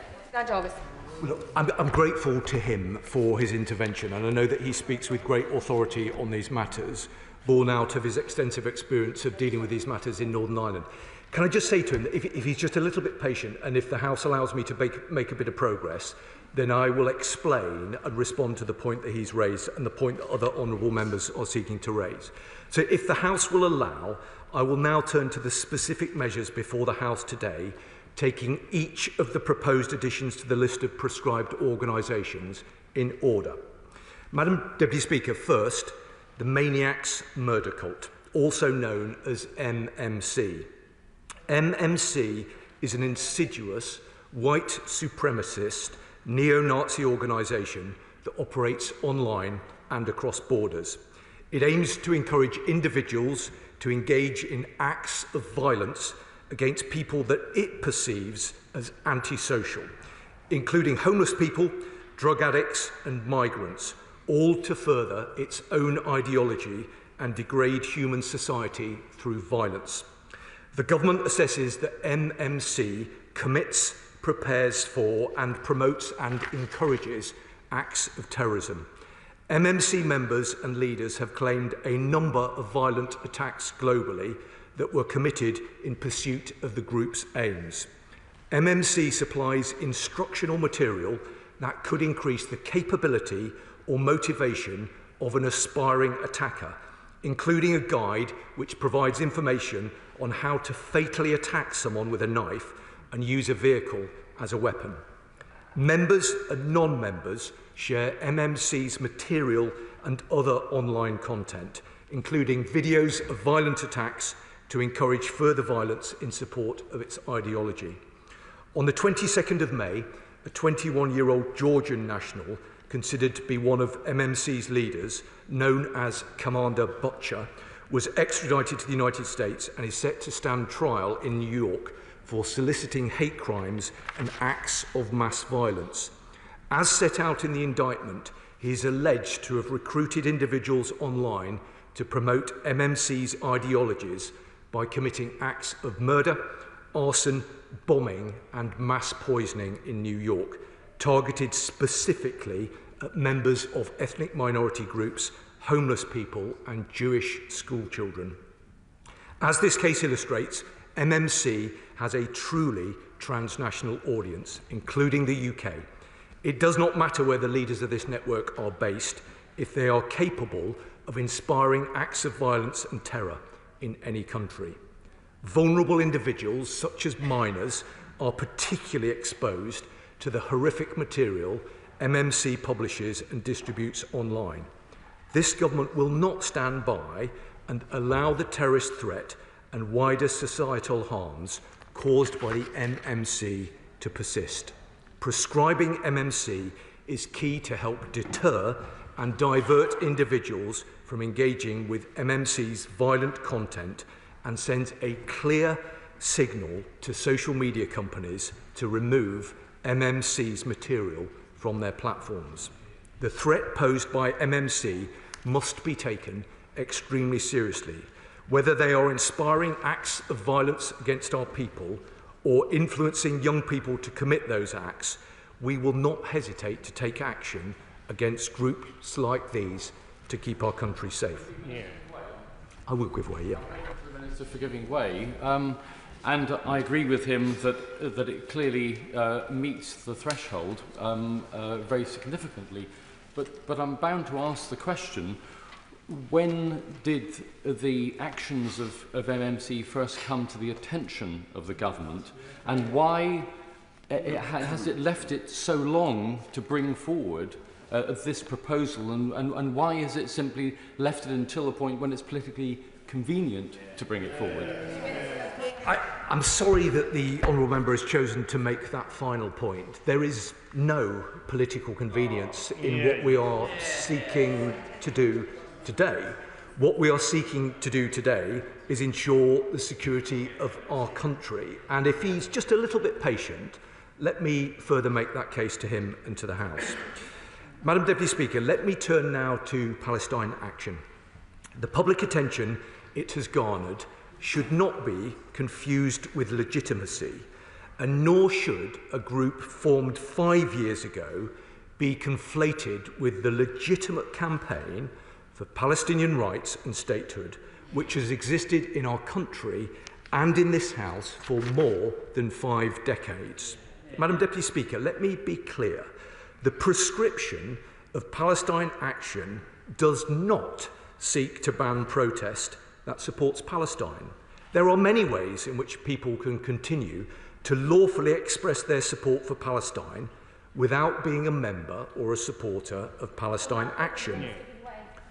I will give way, yes. Thank the Minister for giving way. The Minister will be aware that the High Court has granted Palestine Action permission for a legal challenge. Rather than the Home Secretary, who's not here today, rushing it through Parliament, shouldn't this be delayed until the judicial process has concluded? Well, I can say to the honourable member, we're certainly not seeking to rush it through Parliament. These are matters that the Home Secretary and I have considered for some time. With regard to the point that she made about legal challenge, there is a clear route to legal challenge. Should an organisation be proscribed, it has the opportunity to pursue a legal route of challenge. That is entirely within the right of any organisation who are proscribed to do so, and that is a matter for them. Madam Deputy Speaker, let me make this point because I think it's an important one. Freedom of expression and assembly are cornerstones of our democracy. They are fundamental rights, and this government will always respect and protect them. We will always defend the right of the British people to engage in legitimate and peaceful protest and to stand up for the causes in which they believe. I will give way, yes. I thank my honourable friend for giving way. Madam Deputy Speaker, I often show visitors the statue of Lord Falkland and the missing spur removed when a suffragette chained themselves to it. And I was here when protesters superglued their buttocks to the glass panel there, causing quite some scandal and damage. My point is, will the Minister confirm that criminal damage, no matter how creatively or indeed scandalously undertaken, will always be treated under criminal law and is not treated as terrorist acts? Well, I am grateful to her for her intervention, and I know that she's given this matter very serious consideration, and it's an interesting point that she makes. And I will seek, as I progress, to evidence to her and to others why we've taken to choose this particular course of action with this particular group. And I hope when I've made my speech that she will understand the reasons why we are proceeding in the way that we are. Madam Deputy Speaker, I was just making the point about the importance of the right to protest.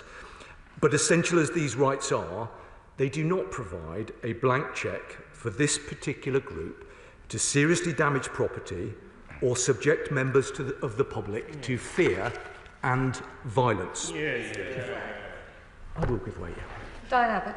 On the question of Palestine Action, the Minister will be aware that very many of us in this chamber think that Palestine Action is in a different category from the other two organisations he's seeking to prescribe. And can I ask him, is he aware that several UN special rapporteurs, including those protecting human rights, say that they have contacted the UK government to say that acts of protest that damage property but are not intended to kill or injure people should not be treated as terrorism?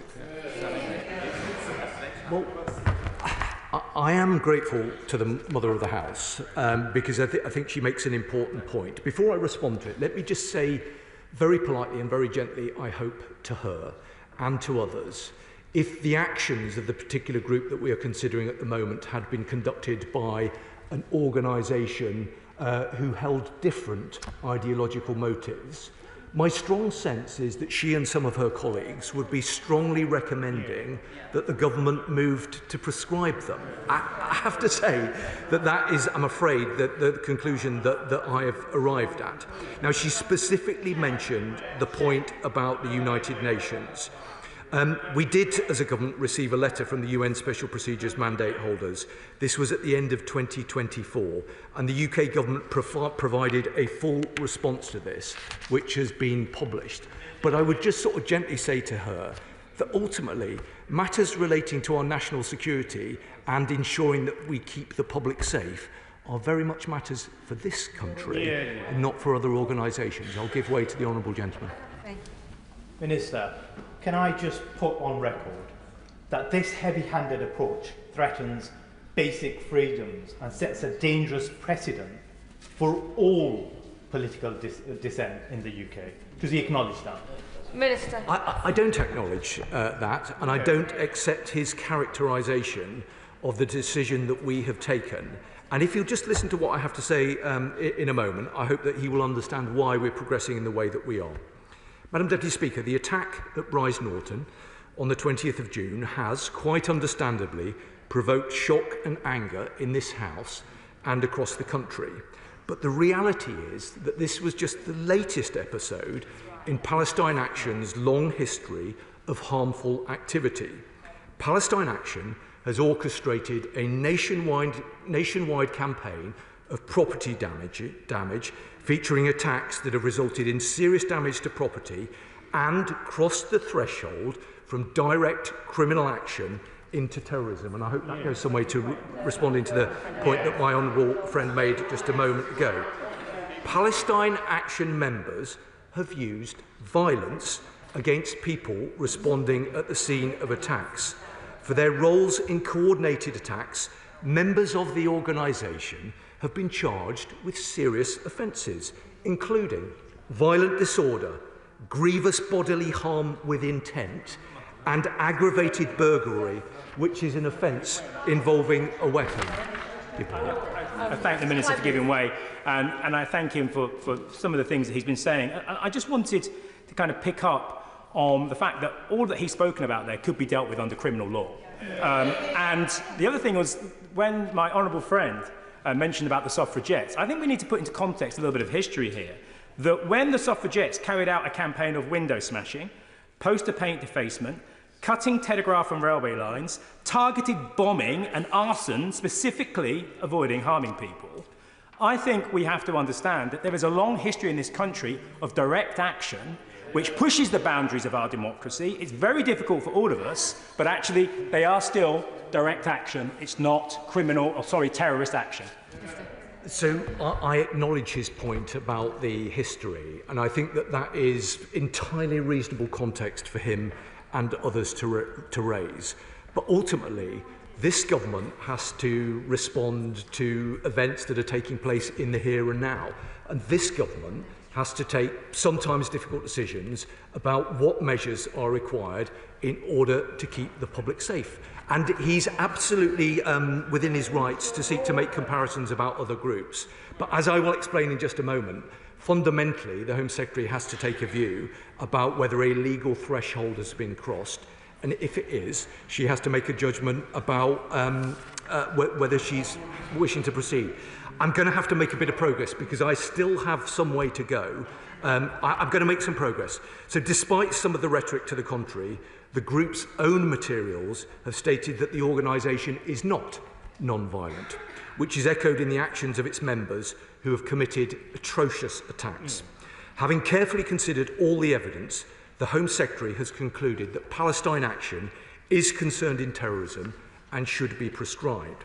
Now, the House will understand that I am unable to comment on specific intelligence or go into details about incidents that are sub judice.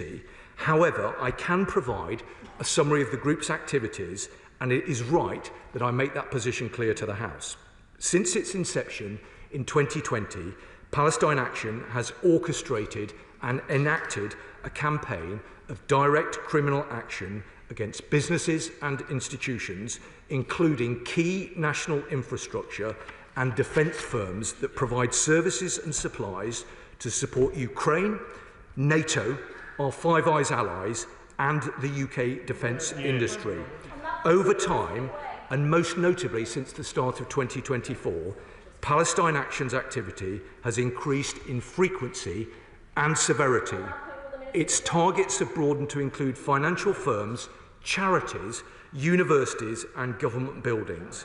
Its methods have become more aggressive, with its members demonstrating a willingness to use violence.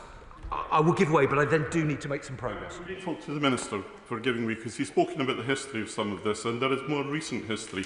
The last government brought in the Public Order Act in order to deal with Extinction Rebellion. At that point, the Home Secretary, when she was on the shadow front bench, listed all the various crimes that could be dealt with. And she said then, the government are extending powers that we would normally make available just for serious violence and terrorism to peaceful protest. Police officers themselves have said that this is a serious restriction on a person's rights to protest and in reality is unworkable. She was right then, wasn't she? And she's wrong today. Yeah, here. And I'm going to make a bit of progress because I hope to answer some of the points that I'm about to explain to him specific incidences that have informed the decision that have happened recently.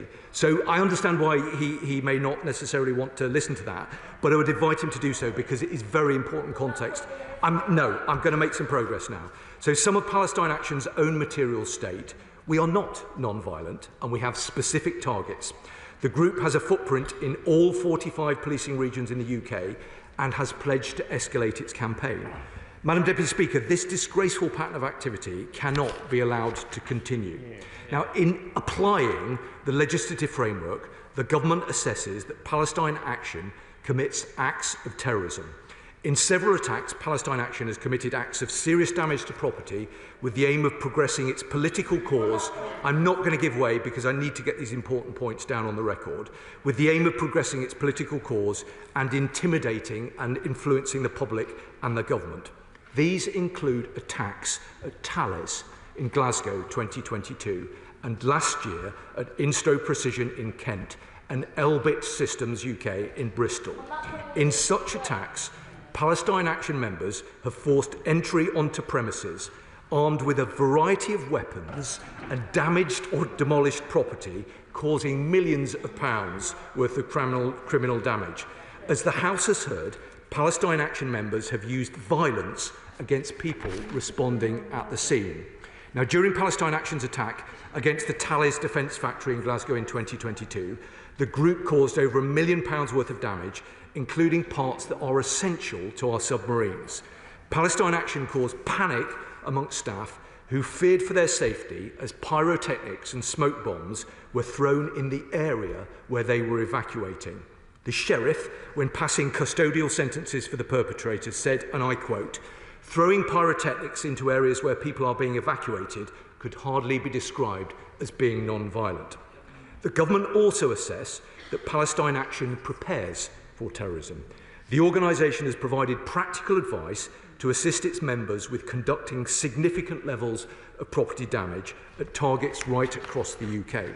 For example, Palestine Action released an underground manual which encourages its members to create small groups or cells and provides guidance about how to conduct activity against private companies and government buildings. It explains how to operate covertly to evade arrest and provides a link to a website also created by Palestine Action, which contains a map of target locations across the UK. And the government assesses that Palestine Action promotes and encourages terrorism. This includes the glorification of its attacks involving serious property damage on social media. Palestine Action's attacks are not victimless crimes. Employees have experienced physical violence, intimidation, and harassment. They have been prevented from entering their place of work. We would not tolerate this activity from organisations motivated by Islamist or extreme right-wing ideology, and we cannot tolerate it from Palestine Action. Now, by implementing this measure, we will remove Palestine Action's veil of legitimacy, tackle its financial support, and degrade its efforts to recruit and radicalise people into committing terrorist activity in its name. But we must be under no illusion. Palestine Action is not a legitimate protest group. People engaged in lawful protest don't need weapons. People engaged in lawful protest do not throw smoke bombs and fire pyrotechnics around innocent members of the public. And people engaged in lawful protest do not cause millions of pounds of damage to national security infrastructure, including submarines and defence equipment for NATO. Prescribing Palestine Action will not impinge on people's right to protest. Those who wish lawfully to protest or express support for Palestine have always been able to and can continue to do so. Now, Madam Deputy Speaker, I am conscious of time, and that is why I want to turn very briefly to the Russian Imperial Movement, or RIM. RIM is a white supremacist, ethno-nationalist organisation that seeks to create a new Russian imperial state. The methods RIM use to try to achieve those aims threaten UK, Euro-Atlantic and wider international security and prosperity. RIM conducts combat activity via its paramilitary unit, the Russian Imperial Legion, and has actively fought alongside Russian forces and other pro-Russian right-wing extremist groups in the ongoing Russia-Ukraine conflict. In doing so, the government assesses that it has committed or participated in acts of terrorism. RIM also prepares for terrorism.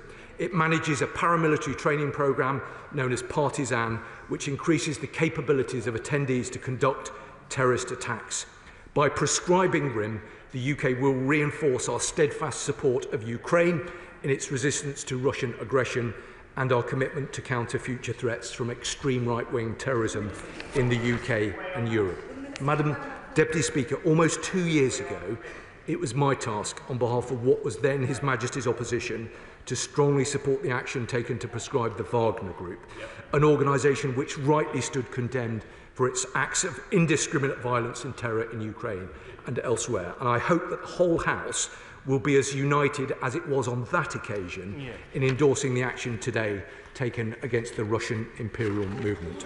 Madam Deputy Speaker, to conclude, the first duty of government is to keep our country safe. When our collective security and our values are threatened, we will not hesitate to act. Today's prescriptions will send a clear and unambiguous message that this Parliament stands against terrorism, however and wherever it manifests itself.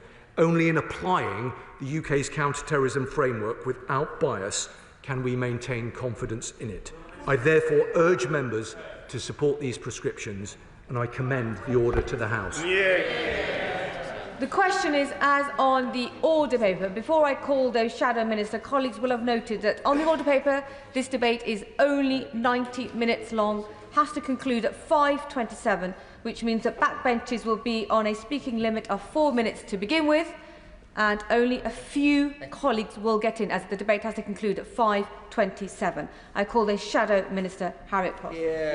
Thank you, Madam Deputy Speaker, and I'm grateful to the Minister for his statement and for bringing this important and very necessary measure to the House. And I also thank him for the briefing I was provided with earlier today. And let us be very clear what these measures are and are not about. Do we support free speech? Yes. Do we support the right to protest? Yes. Do we support the freedom of expression? Yes. But, Madam Deputy Speaker, these very freedoms that make our democracy is exactly the freedoms that these groups are considering and putting at risk, and why this is needed today. The groups we are discussing, Palestine Action, Maniac's Murder Cult, and Russian Imperial Movement, have nothing whatsoever to do with legitimate protest. They would not be facing proscription today if they were demonstrating peacefully, respectfully, or legally. And so, as so many groups and organisations across the country do and must continue to be able to do freely. These groups have chosen a different path entirely, and for that, this action is rightly being taken against them.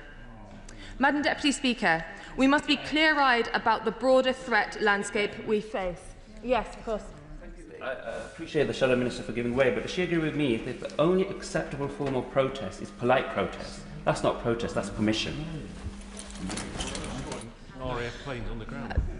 The right to protest is a hugely important part of our democracy. We support the right to protest. We support the right to free speech. We do not support the right to criminal damage, to intimidation, to threats to the public. And that is exactly what these groups are doing, and that is why they're being prescribed, quite rightly, today. Very good. Madam Deputy Speaker, as I said, we must be clear-eyed about the broader threat landscape that we face. Terrorism remains one of the most serious threats to our national security. Whether it comes from international networks, from those radicalised online, from extremist groups operating on our soil, the threat is real, it is evolving, and it must demand our constant vigilance. Our security services work tirelessly, day and night, to keep us safe. They have disrupted countless plots that the public will never know about. But we cannot be complacent. The nature of terrorism has changed, from sophisticated networks to lone actors, with physical attacks against cyber networks, from foreign battlefields to our own communities, and our response must evolve accordingly. We should reflect on what terrorism is, as defined by the Terrorism Act 2000. It is a use or threat of action designed to influence a government or intimidate the public or a section of the public, where the use of threat action is designed to advance political, religious, racial or ideological causes. The full list of actions are detailed in the Terrorism Act, but includes serious violence against a person, actions that endanger life, health and safety, and/or action that seriously damages property. Prescription is not a step that is taken lightly, but it is a strong and necessary tool that previous, as well as now the current government, have taken and should use to protect the public and to ensure that our police and security services have fuller access to the resources they need to keep the public and our institutions and our way of life safe. No one can hear the steps that the Minister set out in the actions of Palestine Action, MMR and RAM, and consider these to be the actions of peaceful, legitimate protest groups. Yes. I thank the Shadow Minister for giving way. Will she accept that there is a distinction in intent when you look at Palestine Action vis-à-vis the other two organisations? There is no intention with the Palestinian Authority to cause intentional injury to people.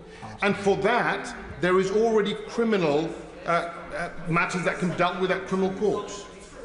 I thank the member for that, but if you're using pyrotechnics against people who are escaping an attack by your organisation, that is an intent. If you're intending to damage RAF property and MOD property by sabotaging RAF jets at Briars Norton, that is intent. So they are also showing intent, as well as these other organisations are. Madam Deputy Speaker, these groups do not share our values. They do not respect our country, they do not care about our way of life, and they show no regard for the safety of our citizens.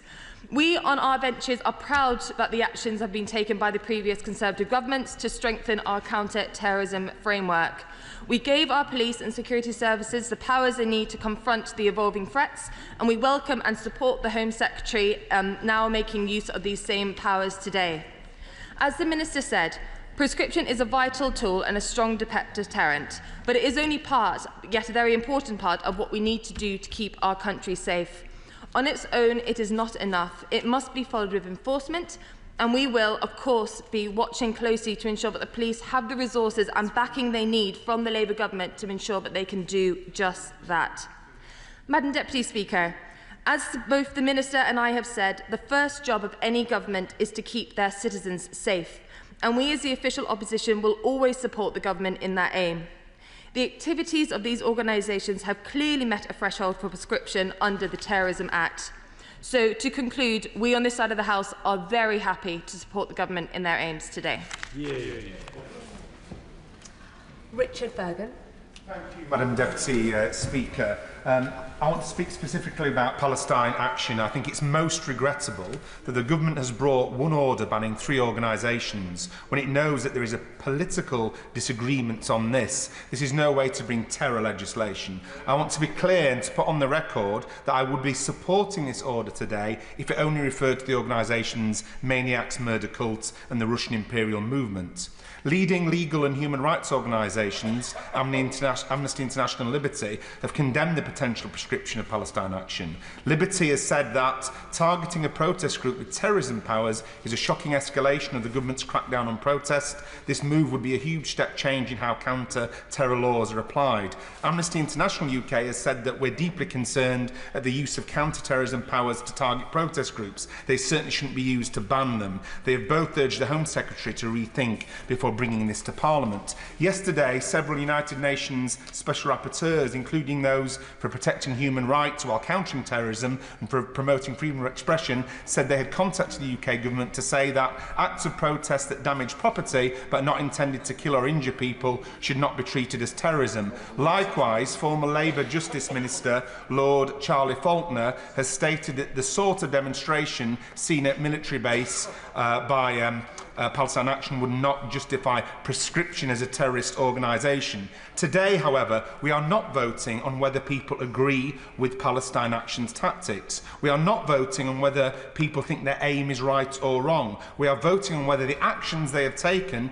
against property, not against people, should lead to them being treated as terrorists, when what they have done can be prosecuted under criminal damage, and indeed there's a long history of protest activity, including acts of trespass, criminal damage, sabotage and more. Indeed, The Home Secretary's recent statements on this repeatedly refers to criminal damage, and the live court cases showing that there is already legal provision to deal with Palestine Action. There are a variety of potential consequences if this prescription against Palestine Action is passed today. Supporting or joining Palestine Action could carry up to 14 years in prison. It risks criminalising thousands of volunteers and supporters. Thousands have supported or volunteered with Palestine Action, including students, nurses, retirees and professionals. Many have never engaged in direct action, but risk being criminalised. Today I met with Amnesty International, and they offered a number of frightening examples of how this could be used to place our constituents at risk of prosecution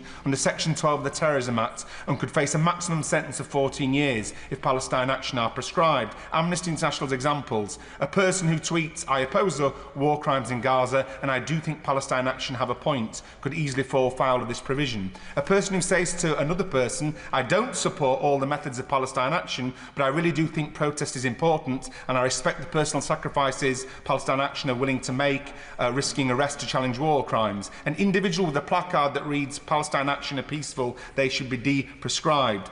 This could affect our constituents who have never been a member of Palestine Action, who have never committed direct action, who would never commit direct action, and speeches they make or comments they make in community meetings could be trawled, and these people could end up facing legal proceedings resulting in a prison sentence of up to 14 years. That concerns us all. People out there view terrorism as meaning heinous acts such as shooting people, blowing people up, assassinating people, and acts of violence. I would urge colleagues to consider the consequences to their constituents of prescribing Palestine Action alongside these other groups. I call the Liberal Democrat spokesperson Lisa Smart. Thank you very much, Madam Deputy Speaker, and I'm also very grateful to the Minister for his time discussing this issue with me. As has already been mentioned, there are 3 organisations listed today, and the order before us is unamendable. Taking each of the 3 organisations in turn, the Russian Imperial Movement is an ultranationalist and white supremacist militant organisation operating from inside Russia. The group has already been prescribed by both the United States and Canada, and even the Russian government itself has blacklisted many of the group's publications and activities. The rationale and justification for prescription is clear, and we are content to support it. The maniac murder cult is similarly destructive, driven by a belief that society must be violently destabilised so that a new neo-Nazi or white supremacist order can rise from its ashes. They promote random acts of violence, including murder, assaults and bombings, as a deliberate tactic to instill fear and chaos. The rationale and justification for prescription is clear, and we are content to support it. But the questions for many today relate to Palestine Action.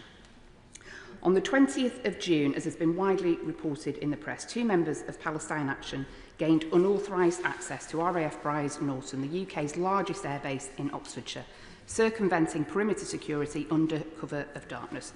Once inside, they targeted 2 aircraft.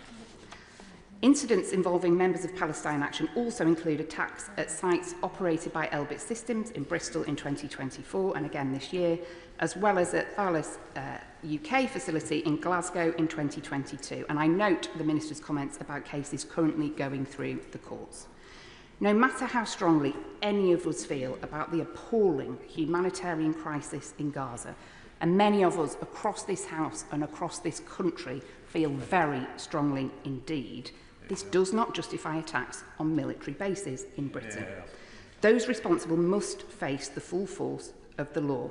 There is no doubt about that. But that's already the law, and that's not what is in front of MPs today. The question here is not about whether the people were committing crimes or not, but whether someone who even expresses support for them should face up to 14 years in jail.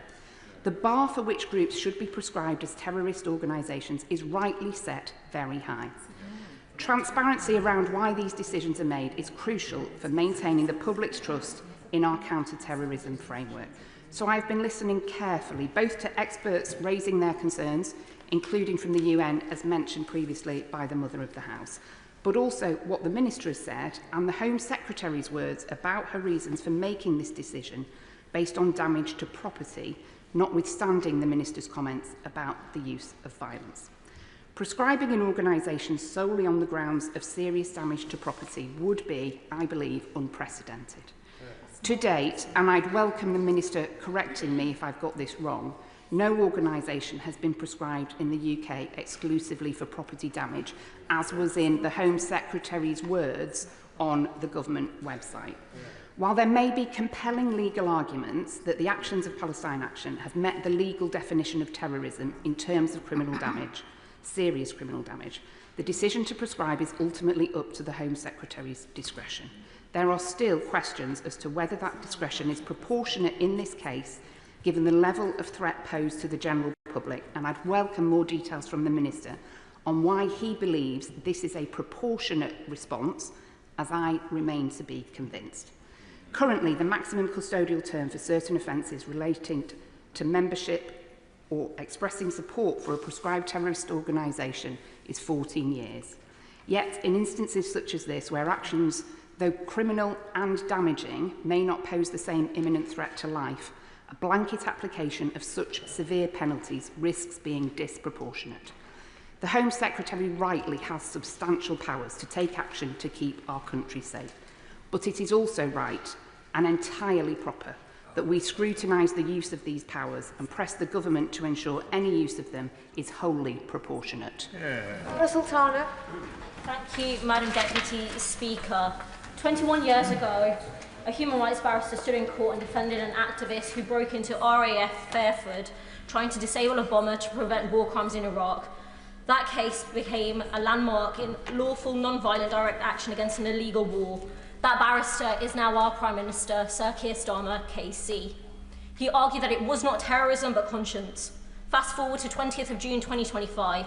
Two Palestine Action activists enter RAF Bryce Norton and sprayed red paint, not fire, on aircraft linked to surveillance flights over Gaza. Instead of prosecuting them for criminal damage, which is what normally is done, the Home Secretary is using the Terrorism Act to prescribe them as a terrorist group. Madam Deputy Speaker, this is an unprecedented and dangerous overreach of the state. Never before in Britain has it been a crime to simply support a group. This order lumps a non-violent network of students, nurses, teachers, firefighters and peace campaigners, ordinary people, my constituents and yours, with neo-Nazi militias and mass casualty cults. Palestine Action's real crime, we have to be clear, is shutting down Elbit system sites that arm the Israeli military. Its true offence is being audacious enough to expose the blood-soaked ties between this government and the genocidal Israeli apartheid state and its war machine. So let us be clear, to equate a spray can of paint with a suicide bomb isn't just absurd, it is grotesque. It is a deliberate distortion of the law to chill dissent, criminalise solidarity and suppress the truth. Amnesty International, Liberty, over 266 senior lawyers, UN special rapporteurs have all opposed these draconian measures. Even at this late stage, the order should be withdrawn. Under this order, anyone expressing moral support for a prescribed group could face 14 years in prison. That includes wearing a badge, wearing a t-shirt, sharing a post or calling for proscription, and journalists have no exemption too. There is no legal protection for reporting favourably, even factually, about Palestine Action, and by this weekend millions of people, including many of our constituents, could be placed under these sweeping restrictions. And let us not forget what is actually happening in Gaza, where the real crimes are being ignored. Hospitals bombed, children starved, tens of thousands of people killed. Palestinian children now suffer more amputations per capita than anywhere else on earth. Israel on trial for genocide at the ICJ. Israeli Prime Minister with an ICC arrest warrant, and the government's response to criminalise solidarity, to continue exporting lethal F-35 jets that are decimating Gaza. And we have to also understand the history of this country and what built our democracy, the tradition of civil disobedience, from the suffragettes without whom I wouldn't have the vote, let alone the privilege of being here as an MP. Even those who oppose Palestine Action's tactics must recognise the vast gulf between criminal damage and terrorism. If this order passes, what's next? Climate protesters, striking workers, feminists in the street? Already we've seen a wider crackdown on our civil liberties.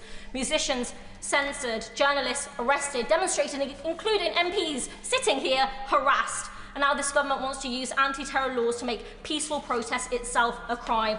If our democratic institutions functioned as they should, none of this would be necessary. So to conclude, if this prescription passes, as it will, we have to understand that no campaign will be safe tomorrow. We also have to recognise that this will go down as a dark day in our country's history and one that will be remembered. People will ask, which side were you on? And I stand with the millions of people that oppose genocide because I am one of them. I oppose the blood-soaked hands of this government trying to silence us. So I say this loudly and proudly on Wednesday, the 2nd of July, 2025, we are all Palestine. Order! No, we're not. No, we're not. Sir Ian Douglas-Smith.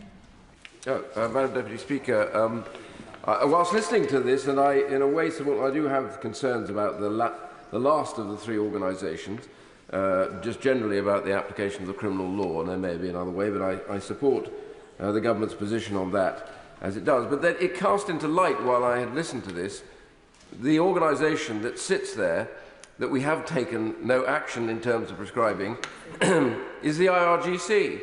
And in the debates about all the elements that are going on in here, this sits like the elephant in the room. Why are we not prescribing the IRGC? Why have we resisted doing that? Now, that would have a huge impact on terrorism or aspects of terrorism at all. I mean, if you look at it very carefully, they export deliberately the Islamic Revolution. They use proxies. Right. They've been sponsoring terrorism, as demonstrated without dispute all over the world. They support Hamas and Hezbollah and have been hugely supplying them with weapons, and whether on which side of the argument or whatever one lies, the fact is there wouldn't have been this issue and this terrible killing going on there had that not been the case at the time. So they're very heavily involved in that. They're sanctioned, but they're not prescribed, and sanctioning doesn't give you enough powers to deal with their proxies and those that work for them. And it is in fact the present government that in opposition campaigned to prescribe them. I remember quite happily working with various members of the opposition front bench at the time to ensure that they were prescribed. And they say, and the Foreign Office says this endlessly, that, oh, well, we'd lose all the possibility to make diplomatic relations and to get through to Iran. Well, you know, how's that going? How's that gone over the last year? It's not at all. You can't really reason with these characters. And it's interesting because the global terrorist attacks have a huge number of them rooted in IRGC money and training, higher levels of activity in the UK, and it's the propaganda in the UK trying to build arrangements within the UK in plain view at times, even on links like Face and Time and all the rest of it, where they can actually be tracked, but they do it openly because nothing can be done to them at all. And of course they support Hezbollah, who's also prescribed. So you keep running this chain around and around, you come back to the IRGC. I would think that today should be the debate. That should be the decision. That should be here on the floor of the House. The IRGC should be prescribed because they are at the root of all terrorism that exists here and in the Middle East. And I think if we don't do that, then it begs the question, what are we doing here with the other three organisations? Clive Lewis. Caught me off guard there. Can I firstly associate myself with the comments of the front bench for Lib Dems? I thought they made some very, very good comments, and I'd like to associate myself with them. Secondly, I agree with the prescription of the two far-right fascist organisations, and I think they should be prescribed. But can we as a House accept there are those of us here today who have a different take on today's prescription for Palestine Action? We don't have to agree with the behaviour or actions of Palestine Action to make the case here today that this prescription is wrong. I'd also like to ask the honourable members to acknowledge the fact that many of us here today who take a different view on this issue are a part of this democracy just as much of those who agree with the prescription. It's just that our take on the delicacy of our democracy and what this prescription does and how it undermines our democracy, in our opinion, happen to differ from other people. I know members on the opposite benches have repeatedly said that when it comes to ULEZ cameras and low emission zone cameras, they've actually said that they understand and empathise with those constituents who have smashed and vandalised them. So direct action is something, it's not just of the left, it's something that everyone in our democracy can partake in. So this is a judgment call on how we best protect our democracy, and an acknowledgement that not all threats are external or violent. Some threats are based on the decisions that we here ourselves take in this place. Sometimes we may take decisions which fundamentally undermine our own democracy. Now, I have no doubt that some of us will be called terrorist sympathisers by some who disagree with our position, but that would be wrong. When you look around the world and watch as democracy and the rule of law is being systematically smashed, corporations, the wealthy, have increasing power and wealth to influence our democracy. Look over at the Atlantic, at the United States. Our democracies are delicate. Our democracies are precious. And the decisions that we take here determine whether those democracies will survive as we go into the future. I look around the world. I look around this country. I look at the party, the authoritarian right party, that is 10 points ahead in the polls. And I worry about the future of our democracy. That means that this government, our government, has to make decisions that take that into account. That take into account that we may not be in government one day. It may be the authoritarian right, and they will take this further and faster and deeper than we ever have. So we should be putting in fire guards now, protecting our democracy. This doesn't do that. And I will conclude by saying, Madam Deputy Speaker, I understand what terrorism is. I was in London on the 7th of July in 2007, and I watched my community, this city, attacked by real terrorists. And at that point, rightly or wrongly, I decided I was going to Afghanistan to fight the terrorists. And I went because I love this country and I love our democracy and I want to see it protected. I think today's prescription order against Palestine Action undermines that. And I wish my government wouldn't do it. Thank you very much. Pete Wishart. Deputy Speaker, as we've heard, the issues around the prescription of Palestine Action has thrown up a number of legitimate concerns, and there's no doubt it will have an impact on our right to protest or on civil liberties that we have enjoyed for decades.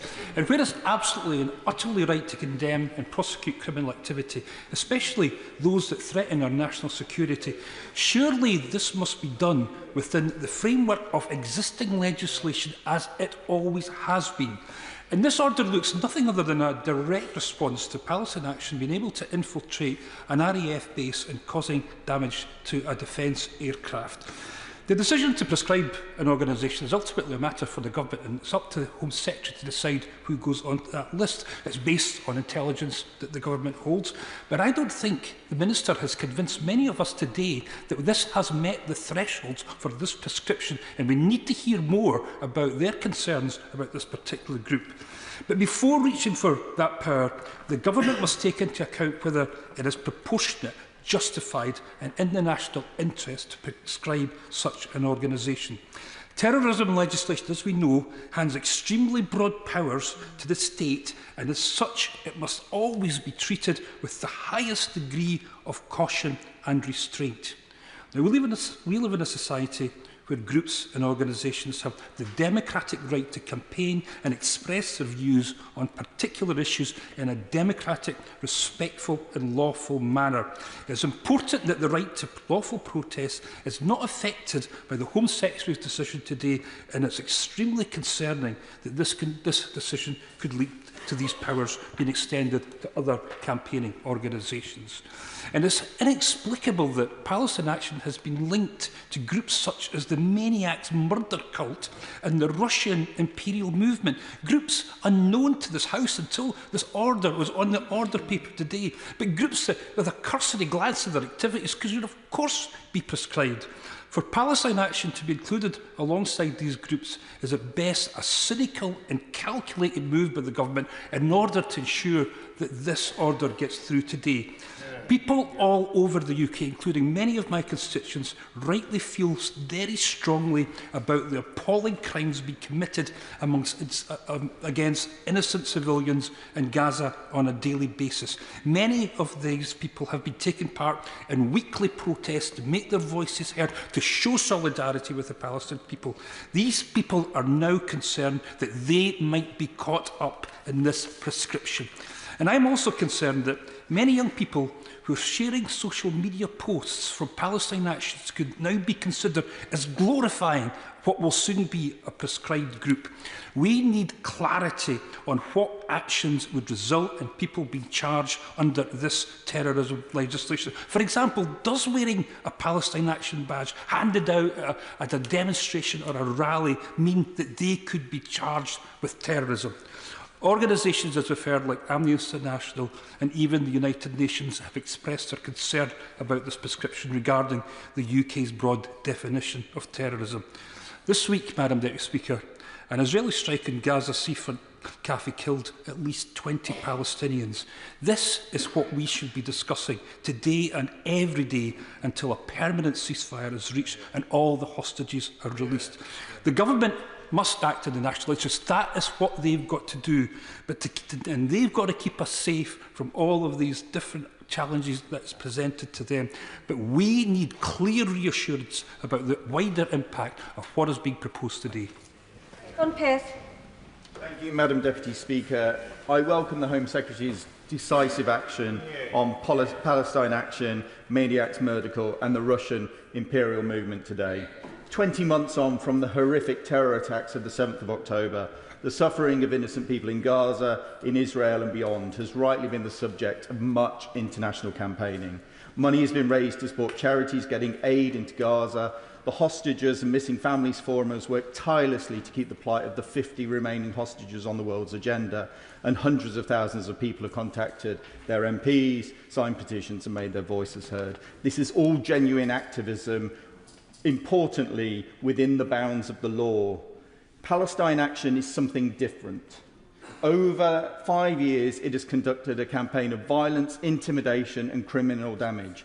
In one attack on a business in Bristol, 2 police officers were attacked with a sledgehammer. The officers also then found not only sledgehammers, but whips, axes and other homemade weapons. Palestine Action have attacked a business in my constituency in High Peak, intimidating the workers there. Last month, at RAF Bryce Norton, military planes were vandalised and £30 million of damage done. Such attacks undermine our national security, our armed forces, and can never be justified. I applaud the Home Secretary for responding in the strongest possible terms. But Palestine Action also has a track record of attacks against this country's Jewish community.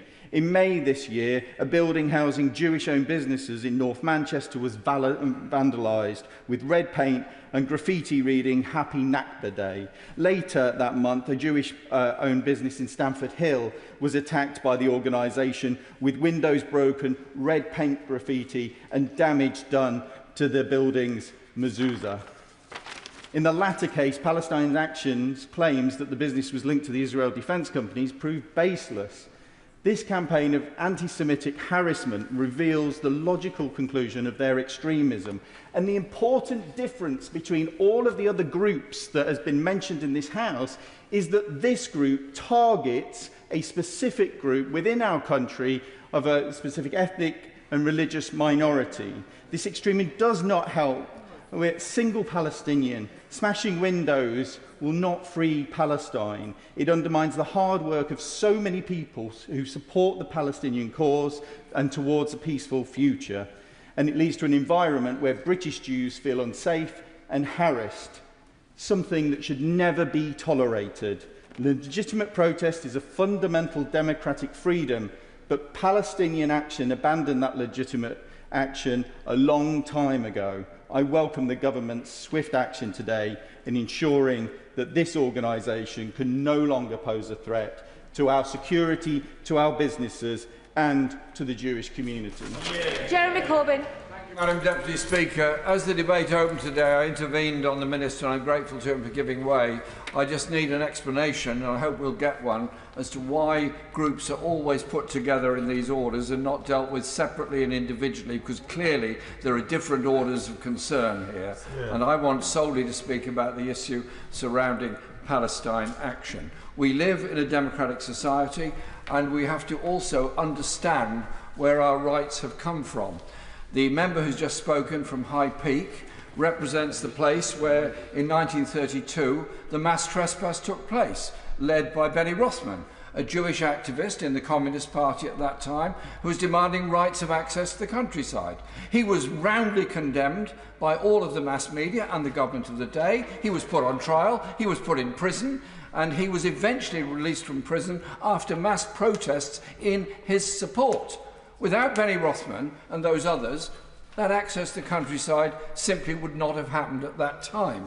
And you look at all the other people that over decades of our history have stood up for free speech and for democracy, going back to the Chartists, going back to the suffragettes, those that campaigned to end apartheid in South Africa. And interestingly, during all of the anti-apartheid years, the British government, whilst it did condemn the ANC and did indeed believe for a while that Nelson Mandela was a terrorist, never banned the ANC in Britain, because the advice they got was it was important that there be a place that people could express that voice of hope of the end of apartheid.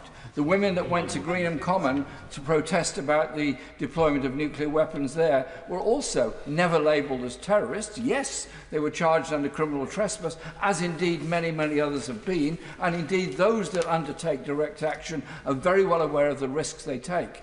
But it crosses an enormous threshold to suddenly announce that Palestine Action, speaking out against the horrors of what is happening in Gaza, where hundreds are mown down every day by the Israeli Defense Force simply for queuing for food when they're desperately hungry and their children are starving. Surely we should be looking at the issue that Palestine Action are concerned about, and the supply of weapons from this country to Israel, which has made all this possible. If this order goes through today, it will have a chilling effect on protests. And I quote a letter that was sent to the Home Secretary on the 28th of June. Direct action is a long-standing and respected part of British political history, from the suffragettes chaining themselves to railings, to striking miners, to anti-apartheid campaigners, occupying institutions and disrupting trade, civil disobedience and direct action that have always been a necessary forces for progress and justice. And that letter comes from, I won't give away now, that letter comes from Bibi Khan, the chair of North London Council of Mosques, and Mohammed Uddin from the Newer Muslim Forum on behalf of the London Councils of Mosques, who are concerned about the chilling effect that this piece of legislation, if agreed today, will have on the rights to protest as a whole. The last point I'd make, and I hope the Minister, if he gets a chance, will be able to reply on this. Legal action is being taken. There is a case coming up in the High Court this Friday, a judicial review of this case. Can we have it be clear this will not be put into force until all legal avenues have been exhausted, and there won't be some temporary imposition of this later to be withdrawn if there is successful legal action? I think we need to know that all democratic avenues have been fully explored in this process. Johnson. Thank you, Madam Deputy Speaker. Today's push to prescribe Palestine Action, a non-violent direct action group as a terrorist organisation, is a disastrous turning point of historic proportions. It risks undermining existing prosecution cases against activities by Palestine Action and activists, and is legally dubious. Human and civil rights organisations, lawyers and UN experts have all spoken out against the misuse of terrorism laws, calling this move unjustified and a warning of a chilling effect on a protest and advocacy generally, especially in relation to the defence of human rights and international law in Palestine. We have already seen the chilling effect on protest. Palestine Solidarity Campaign have been prevented from protesting outside Parliament this evening, and police have placed restrictions on the demo and pushed it further down Whitehall. For hundreds of years, protests outside Parliament have gone ahead. Limiting dissent in this way should concern us all, and we've seen that in the last couple of weeks in terms of the Assistant Dying Bill, abortion and the anti-welfare cut. The question members of this House must ask ourselves today is whether non-violent political groups should ever be designated as a terror threat. If Palestine Action is prescribed this week by the weekend, no, not giving way. Anyone wearing Brandon T-shirts or bag could face terrorism charge. Amnesty International have flagged that Palestine Action is prescribed this week. Even meeting with their lawyers to discuss intervening in judicial review proceedings could see them fall foul of counter-terrorism legislation. These are all examples of potential grounds for prosecution under counter-terrorism laws if Palestine Action is prescribed, which could come from constituents who are not members of the organisation and never engaged in direct action. The scope, what we're talking about, is insanely broad. Is the government really going to demand that we vote to criminalise our constituents in this way?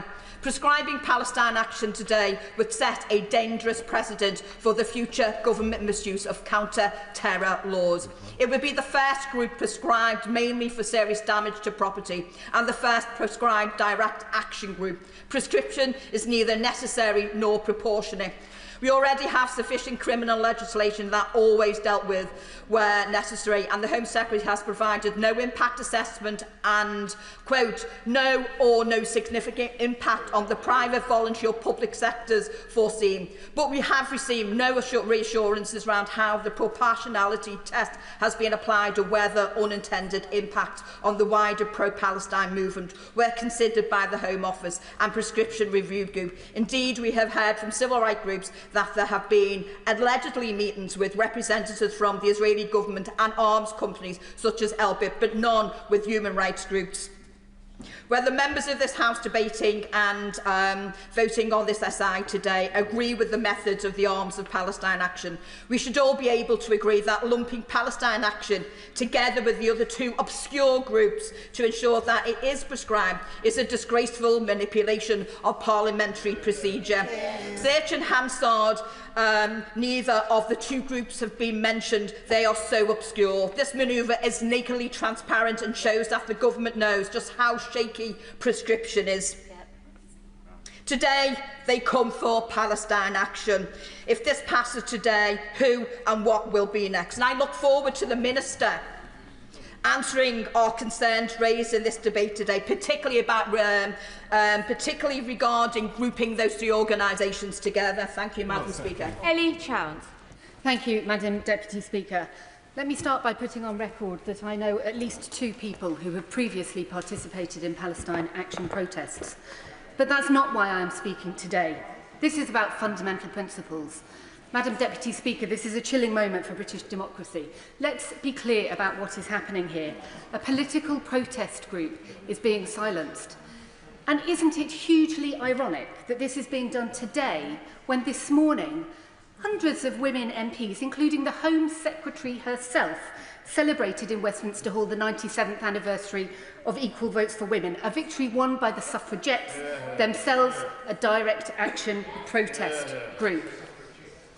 I have three key points I would like to make today. First, it's a clear overreach to conflate direct action with terrorism. Second, this will have a chilling effect on the democratic rights to free speech and protest. And third, it is utterly cynical of the government to wrap up proscription of Palestine Action with proscription of two other clearly terrorist groups. The Terrorism Act 2000 makes it clear that strict proportionality and necessity tests must be met before prescribing any group. But this decision on Palestine Action is not necessary or proportionate. As Amnesty International and others have made clear, there is ample criminal law capable of responding to a direct action protest network like Palestine Action. They may have engaged in criminal damage, their supporters may break into air bases, they may have been charged with offences like violent disorder and aggravated burglary. They may have carried out actions that I absolutely do not condone. Indeed, I condemn physical attacks against properties in Stamford Hill that understandably may have stirred up genuine fear. And personally, I find the words spoken by one of their co-founders at a rally in the aftermath of the October 7th Hamas attacks absolutely horrific, but that does not make Palestine Action terrorist. That bar is and should be extremely high. It is commonly understood internationally to involve the use or threat against violence against civilians to instil fear, whereas the stated aim of Palestine Action is to prevent war crimes, to prevent crime against humanity, to prevent genocide. And it's not just the members and supporters of Palestine Action who are being silenced. By association, this proscription represents a grave risk to the free speech and protest rights of millions of members of the public who are rightly concerned that a genocide is happening in Gaza on this government's watch. Millions of people in this country are active, whether online or in their communities, in campaigning to end the UK's complicity in that genocide. And there's a clear risk that proscribing Palestine Action could criminalise people, for example, for sharing a social media post with potential imprisonment of up to 14 years. This interferes with the fundamental rights of members of the public to protest the government's policies and is clearly disproportionate when compared with the actions of the group. I am also deeply concerned by the Home Office's utterly cynical decision to wrap up the proscription of Palestine Action with two other groups who undeniably do meet the terrorism test. This has clearly been done in order to make it extremely difficult for MPs to vote against the motion. I want it on record. I and my Green Party colleagues absolutely oppose the proscription of Palestine Action, and we will oppose any similar attacks on the civil disobedience which is such a proud part of UK history. And if you compare the charges against Palestine Action with those of maniacs, murder cult and the Russian imperial movement, paramilitary training camps, guides on how to fatally attack somebody, supremacist neo-Nazis organising in support for Satanism, those are clearly terrorist acts, whereas prescribing Palestine Action appears to be a purely political move, unworthy of a democracy supposedly committed to human rights. No wonder there is significant opposition to this move across Parliament, including from a former Lord Chancellor and Justice Secretary, Lord Falconer. And it is a massive distraction from the continuing horrors in Gaza. That's what Palestine Action want to bring to an end, as do many in this room. Order. Nadia Whitome. Thank you, Madam Deputy Speaker. Madam Deputy Speaker, I want to start by making clear to members that the order we're voting on is not about whether or not we are supportive of Palestine Action's political positions or protest methods. To vote against this motion, you do not have to agree with them at all, and you can still support holding them criminally liable for their actions, because the question is about whether they should be prescribed as a terrorist group, placed alongside the likes of Al-Qaeda, the Islamic State, and National Action. It's fitting, Madam Deputy Speaker, that this debate is taking place on the 97th anniversary of women winning the vote on equal terms with men, thanks in no small part to the suffragettes. The suffragettes carried out direct action far more extreme than anything those in Palestine Action have done, yet today their role in changing history for the better is commemorated. Whatever you think of their actions, Palestine Action are part of a similar tradition, with the target this time being to stop the genocide in Gaza. It is unprecedented for a government to ban a civil disobedience protest group in the way that it is attempting to do so today. But what's not unprecedented is protesters breaking into military bases. This has never before resulted in prescription. Prescribing Palestine Action would be a draconian overreach. It would threaten the fundamental right to peaceful protest. It would set a dangerous precedent that could be used in future to further silence dissent, while diminishing what the Terrorism Act is meant to prevent. UN... Yes, I will. I thank the Honourable Lady for giving way. As the MP for Newbury, we have Greenham Common, which now is very peaceful, but before had cruise missiles. And Greenham Common peace women actually broke into the base. They attacked jets with hammers, and they were prosecuted under criminal law. They were held to account, but I believe, do you agree with me, that potentially under this government, even Greenham peace women would have been considered a terrorist organisation? I thank him for his intervention, and I agree entirely. Madam Deputy Speaker, UN experts are urging us not to do this. They state they are concerned at the unjustified labelling of a political protest movement as terrorist. Hundreds of lawyers have written to the Home Secretary warning that prescribing Palestine Action would conflate protest and terrorism. Amnesty International and Liberty have both expressed deep concerns. We've seen a senior civil servant briefing disquiet among Home Office staff about this decision, calling it absurd. It's important to remember that this prescription would not just affect members of Palestine Action, but anyone who supports them. Donating to a fundraiser or posting positively about the group on social media would mean committing a crime. We risk criminalising huge numbers of our own constituents. I regret that we're being denied the opportunity to vote separately on the prescription of Palestine Action and the other two organisations, which are neo-Nazi organisations, and whose prescription I would wholeheartedly support. But grouping together these organisations that so clearly do not belong in the same category demonstrates again why we cannot allow this prescription to go ahead. I therefore have no choice but to vote against it today. Julian Lewis. Thank you, Madam Deputy Speaker. And I must say I never thought the day would arise when I, as a non-lawyer, would be advising a government of lawyers that they need to be really sure of the legal basis for what they're doing. As I said in an intervention on this subject on the 23rd of June, it would do the country and the government no favours if they were to lose in court a challenge to the process of prescription. Because whereas the secret sabotage of planes would certainly have been an act of terrorism leading to prescription, the fact is that this was a performative act that these people announced they had done. So the question I want to put to the government is, are they going to at least adopt a belt and braces policy when it comes to the prosecution of the people who did that terribly irresponsible and wrong-headed act of sabotaging those planes? Will they prosecute them as well on the basis that they have done criminal damage, that they have done something which is to attack the forces of the Crown and which therefore borders on sedition? Because otherwise, I fear that by using the wrong aspects of the law to pursue some people who did some very bad things indeed, the government will end up actually scoring an own goal when these people walk free with a court triumph under their belt.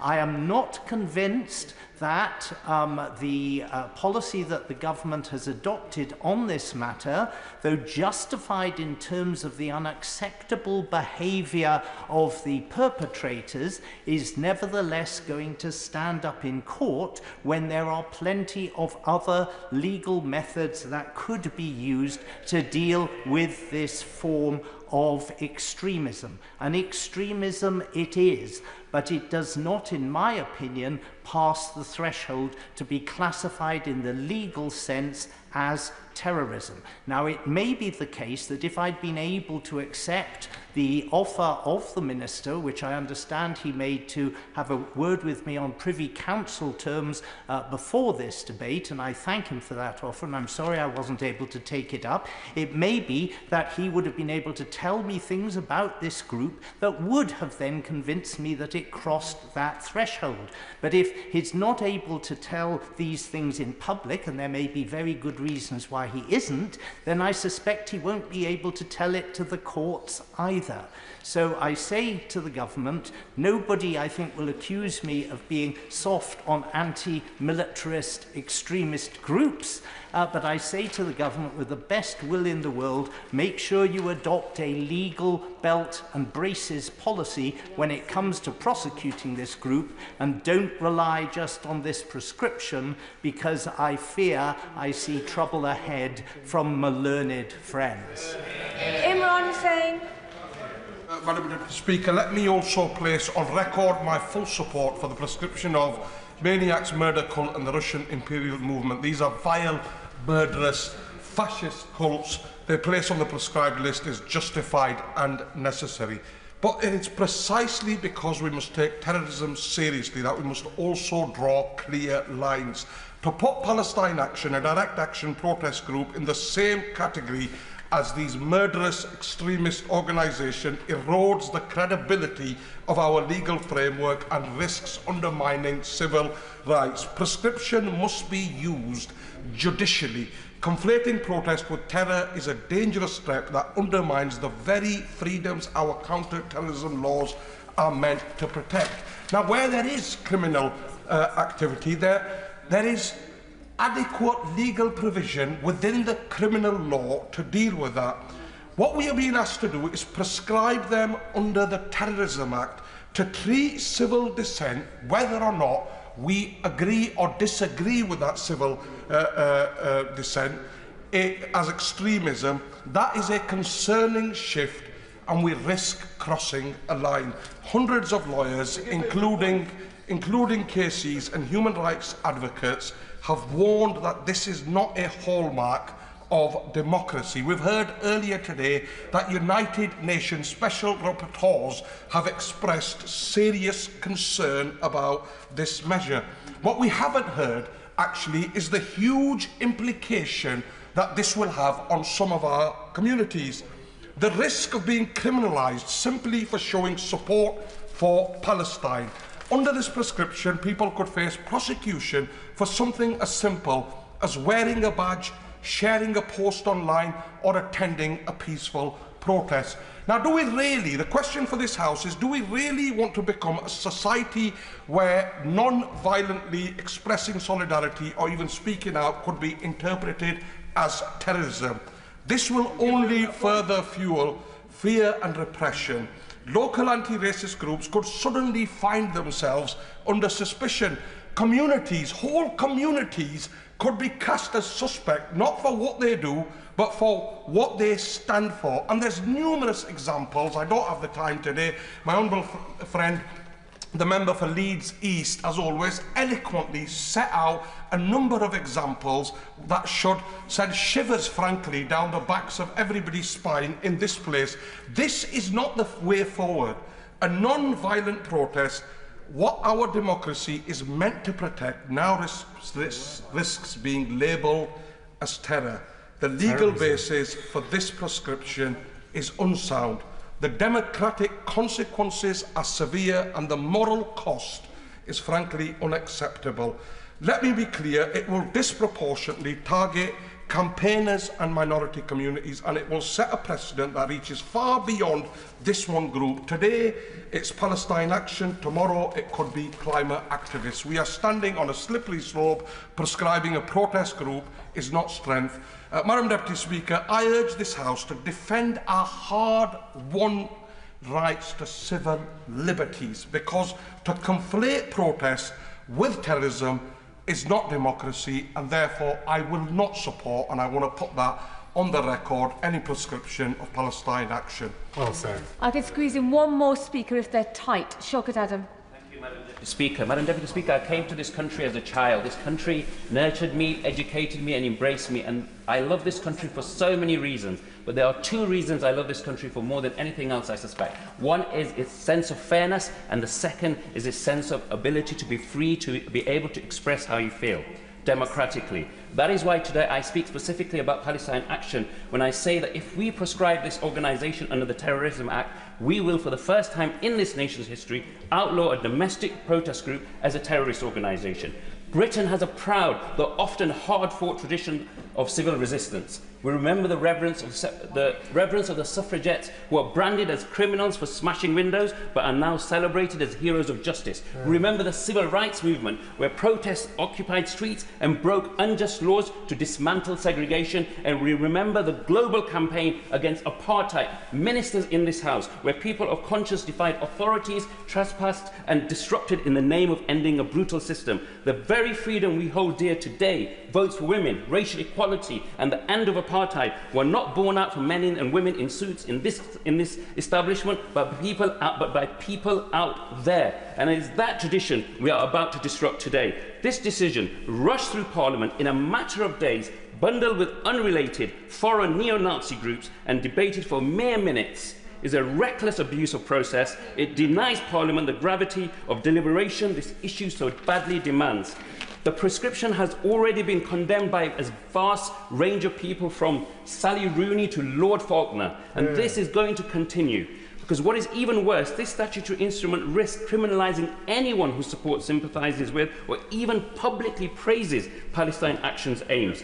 It opens the door to the prosecution of journalists, filmmakers, campaigners and politicians for doing nothing more than expressing solidarity. This is Orwellian dystopia on steroids.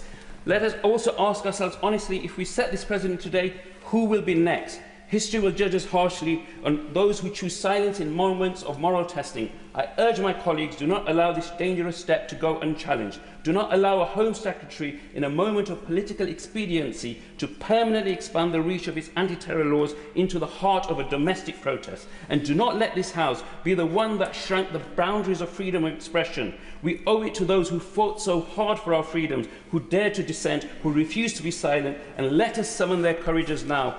Vote against this proscription, protect our democratic tradition, protect our right to protest. I now come to the Minister Dan Jarvis. Madam Deputy Speaker, I'm grateful to all of those who contributed to this debate. The prescription of these three organisations affirms the UK's zero-tolerance approach to terrorism. To be clear, these prescriptions would not affect anyone's legitimate and lawful right to protest, whether that's about Palestine, Gaza or anything else. The government has to take action when Palestine Action has orchestrated a nationwide campaign of property damage featuring attacks that have resulted in serious damage, attacks that have resulted in serious damage to property and crossed the legal threshold. I'm not going to give way. I think it's clear the Minister at this point is not wishing to give way. He does have until 5:27, so let's see how this progresses. Minister. These are attacks that have resulted in serious damage to property and have crossed the legal threshold from direct criminal action into terrorism. They've used violence against people responding at the scenes of attacks. Members have been charged with a series of serious offences, including violent disorder, grievous bodily harm with intent and aggravated burglary, which is an offence involving a weapon. So this order would degrade their harmful activity. It will also reduce the threat, particularly to vulnerable individuals, from MMC's violent content, and it will reinforce our support for Ukraine and commitment to countering extreme right-wing terrorism in Europe. Madam Deputy Speaker. Mr. McDonald, this is a very... I'm on my feet. This is a very tight debate that has to conclude at 5:20. The Minister has time. He may wish to take your intervention shortly. Is your point of order really relevant right now? Let me explain. I want to know if this order goes through and I go out there to the demonstration that's mobilising at the moment to say I'm opposed to this, will I be prosecuted? Not a point of order. The Minister may wish to respond. He has a few minutes to do so, but that's not a point of order. Minister. Madam Deputy Speaker, I'm happy to respond directly to the Right Honourable Gentleman's point of order.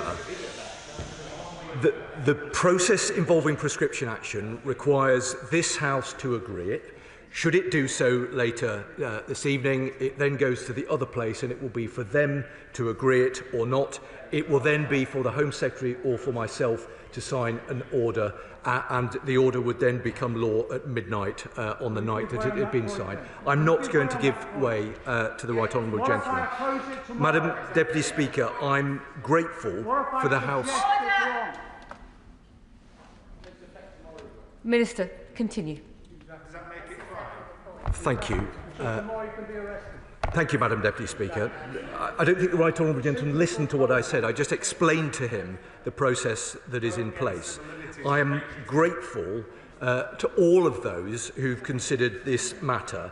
It is a necessary and proportionate step to protect the public and defend our values. That is, after all, the first duty of the state, and under this government, nothing will matter more. And with that, Madam Deputy Speaker, I commend this order to the House. The question is, this is not a time for a point of order. The question is, as on the order paper, as many as are opinions say aye. Aye. Of the contrary, no. No. Division,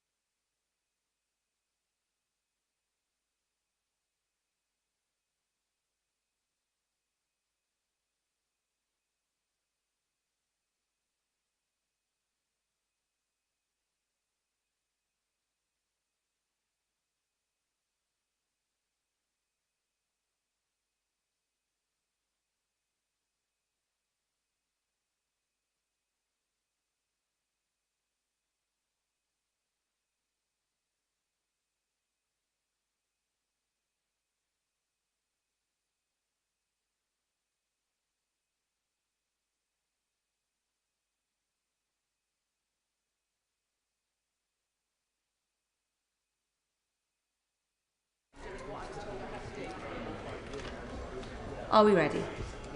The question is, as on the order paper, has made that opinion say aye? Aye. Of the contrary, no? No. The tellers for the ayes are Jen Kitchen and Christian Wakeford, and the tellers for the noes are Bell Rivera Addy and Ayub Khan.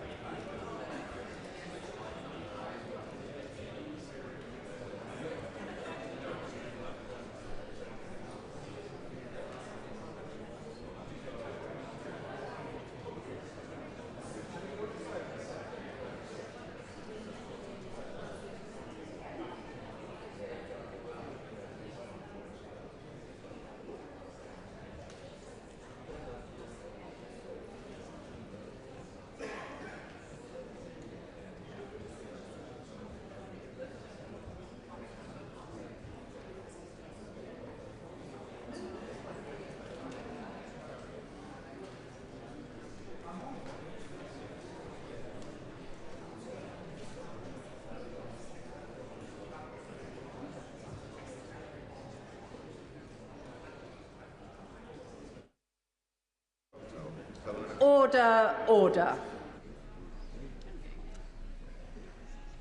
The ayes to the right, 385. The noes to the left, 26.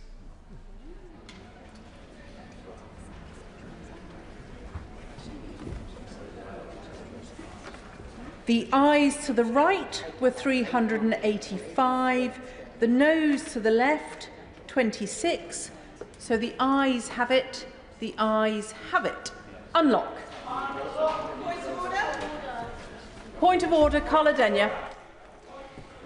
As Madam Deputy Speaker knows, every single person who just voted no wanted to vote yes to the prescription of the maniacs, murder cult and the Russian imperial movement, but were prevented from doing so by the cynical way that the government lumped together these two clearly terrorist organisations with Palestine Action, which we could not support. Can the Speaker please advise me and those other MPs who just voted no if there is any way in future that prescription orders for unrelated organisations can be voted on separately so that each MP can apply their own critical assessment of whether each group has met the tests of proportionality and necessity required for a terrorist prescription. Well said. Thank the honourable lady for having given notice of her point of order. The Chair does not have the power to separate out decisions on the contents of a statutory instrument. In making her point of order, she has put her points and her concerns on the record. Point of order, Zara Sultana. Thank you, Madam Deputy Speaker. During the previous debate on the prescription of Palestine Action, the member for High Peak, who I have notified, spoke without declaring that he is chair of Labour Friends of Israel and has accepted hospitality and overseas trips funded by pro-Israel lobby organisations.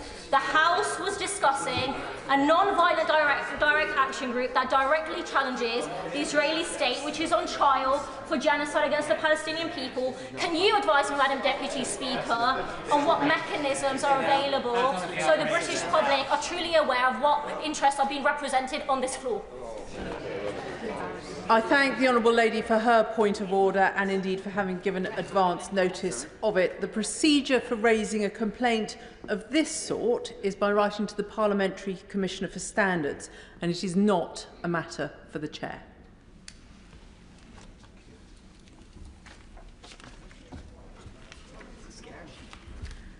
Motion number 5 on agriculture. Minister to move. I beg to move. The question is as on the order paper. As many as of that opinion say aye. Aye. Of the contrary, no. I think the ayes have it. The ayes have it. Motion number 6 on subsidy control. Minister to move. I beg to move.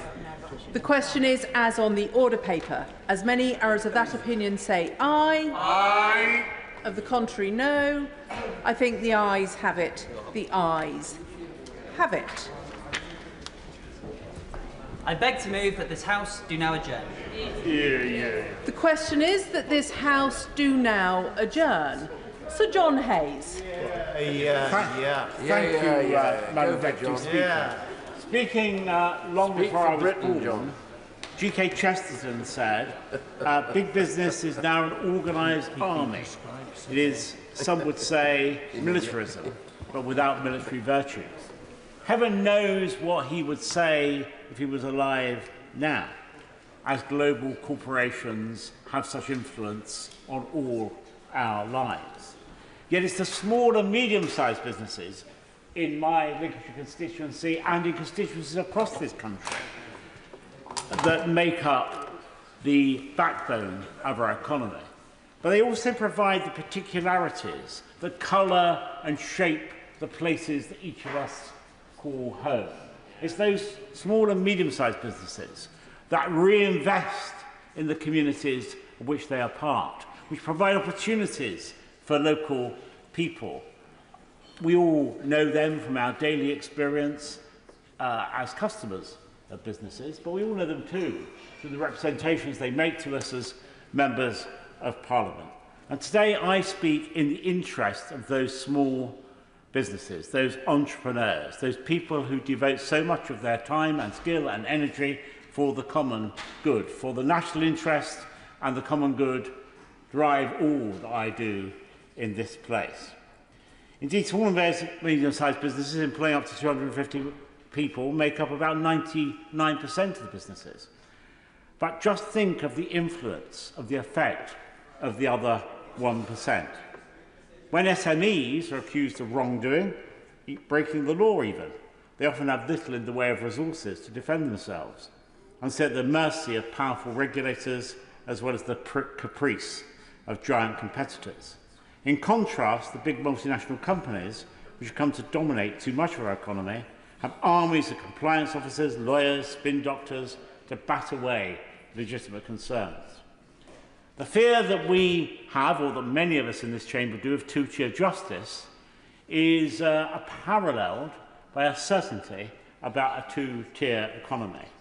Faceless, heartless multinational firms often have little in the way of roots here, with many tech firms using such rootlessness to justify decisions to pay little, if any, tax. Corporate behemoths have grown ever larger, ever more dominant in their sectors, ever more detached from their customers, and ever more determined to bend rules and evade justice. We've seen profiteering, for example, of major supermarkets in recent years, who give their suppliers, primary producers, like the farmers and growers in my constituency, very often a raw deal. We've seen them distort the food chain and yet take advantage of the disruption brought by the pandemic and the war in the Ukraine. Indeed, the pandemic exacerbated the power of greedy globalists. Unite, the trade union, has highlighted the following research of 17,000 big firms, average profit margins have soared by 30% compared with the pre-pandemic period. In 2022, the profits of the 350 largest companies in Britain increased by around 89% compared to pre-pandemic levels. Contrast that, if you will, Madam Deputy Speaker, with the plight of smaller businesses, with ever greater costs and ever more unfair competition from their giant competitors. But if the claims of the globalists, do you remember them? The sort of people who addicted to modernity and to change, if the claims of those enthusiastic globalists that the world would be a better place for their activities were true, who has really benefited? In an economy where standards of living are falling, where productivity has stalled, and where the state grows ever bigger in the face of rising worklessness, the only beneficiaries of globalisation, it seems to me, have been a few people at the top of those corporate businesses. It's not monopolies that we need, it's a multiplicity of businesses. Start-up firms, local firms, firms that innovate, that engage in new activities in the economy rather than cement existing practices. Let's give those kind of businesses what they need. They need greater freedom, whilst the big corporate monoliths need to be regulated so they don't exploit the marketplace which they dominate. Think for a moment of the banks. Now, I have a vision of banking. I hope you might too, Madam Deputy Speaker, rooted in a sort of dad's army approach. You know, a Captain Mannering figure, committed to his community, in close touch with his customers, caring about the business which he ran. And that wasn't so. That wasn't just. That wasn't just a fiction in my younger years. I well remember going to a bank as a young man and asking if I could borrow £500 to buy an old car. I was a student at the time. The manager, a bit like Captain Mannering in character, invited me in, gave me a glass of sherry, and interrogated me for half an hour, and eventually said, yes, I think we can probably lend you the £500. Imagine that scene now. At best, you'd have an online connection with someone remotely situated. You Possibly get a car even... for 500 quid there, John. I think the honourable member for Chingford and Woodford Green was referring to the £500 that he still owes me from the days when I used to work for him. But the point is that nowadays the connection between customers and suppliers has become at best detached and at worst remote. Now you'd have some, as I say, conversation with some remotely situated person who had known nothing about you or your circumstances and probably care. Give away. And probably care less. Give away? I will happily give way. Is it about the £500? Yeah.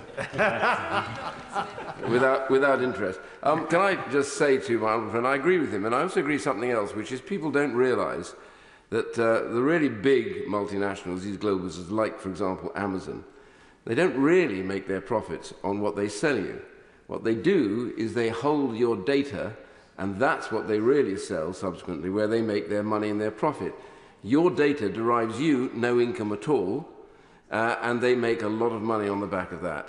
And so trying to break that process down and to make things more local, you have to start at what we've been all complicit with, is the idea of getting something for nothing. It's not for nothing, it costs.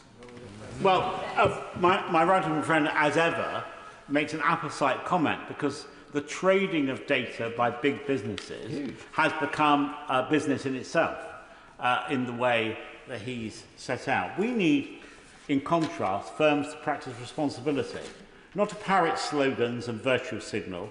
They concentrate power and wealth with little regard for the community in which they sit, or even the country in which they're situated. I give way to my old friend. Can I commend the honourable gentleman for South Holland and the Deepings? Right honourable member is a friend of us all in this chamber. We all love him because of the wisdom he brings to this chamber. The right honourable member is a good friend of Northern Ireland as well, and I say this because he will be very pleased when he hears about what we're doing in Northern Ireland, the better regulation strategy, which requires departments to undertake and publish a regulatory impact assessment when considering new policy proposals or amendments to existing policy which may impact on businesses, and carry out a micro business test to assess the impact on businesses of fewer than 5 employees. But does the right honourable member, understanding what we're doing in Northern Ireland, not agree that with increased regulation must come increased cooperation to secure better business which benefits us all? The very thing that the right honourable gentleman is trying to achieve. Well, again, as ever, the honourable gentleman makes an apposite and worthy contribution to our considerations. And I simply say this to the Minister. Government has a lot of power in all kinds of ways. It certainly has the power to regulate the kind of unfair practices that I've begun to set out, but it also has a power as a customer. And government procurement has never, under successive governments, been used as well as it might be to support British businesses, and particularly British small businesses. My challenge to the Minister is, let's look at that again. Let's look at how government, as a huge customer of all kinds of businesses, can support small and medium-sized firms. Decades of non-intervention, driven by the mistaken belief in the triumph of liberal economics, resulted in extraordinary numbers of foreign takeovers of British firms. It's also a matter of who owns these corporate giants, and overseas companies owning our critical national infrastructure. Now, the government recently approved the Vodafone 3 merger. 3 is owned by a Hong Kong-based conglomerate.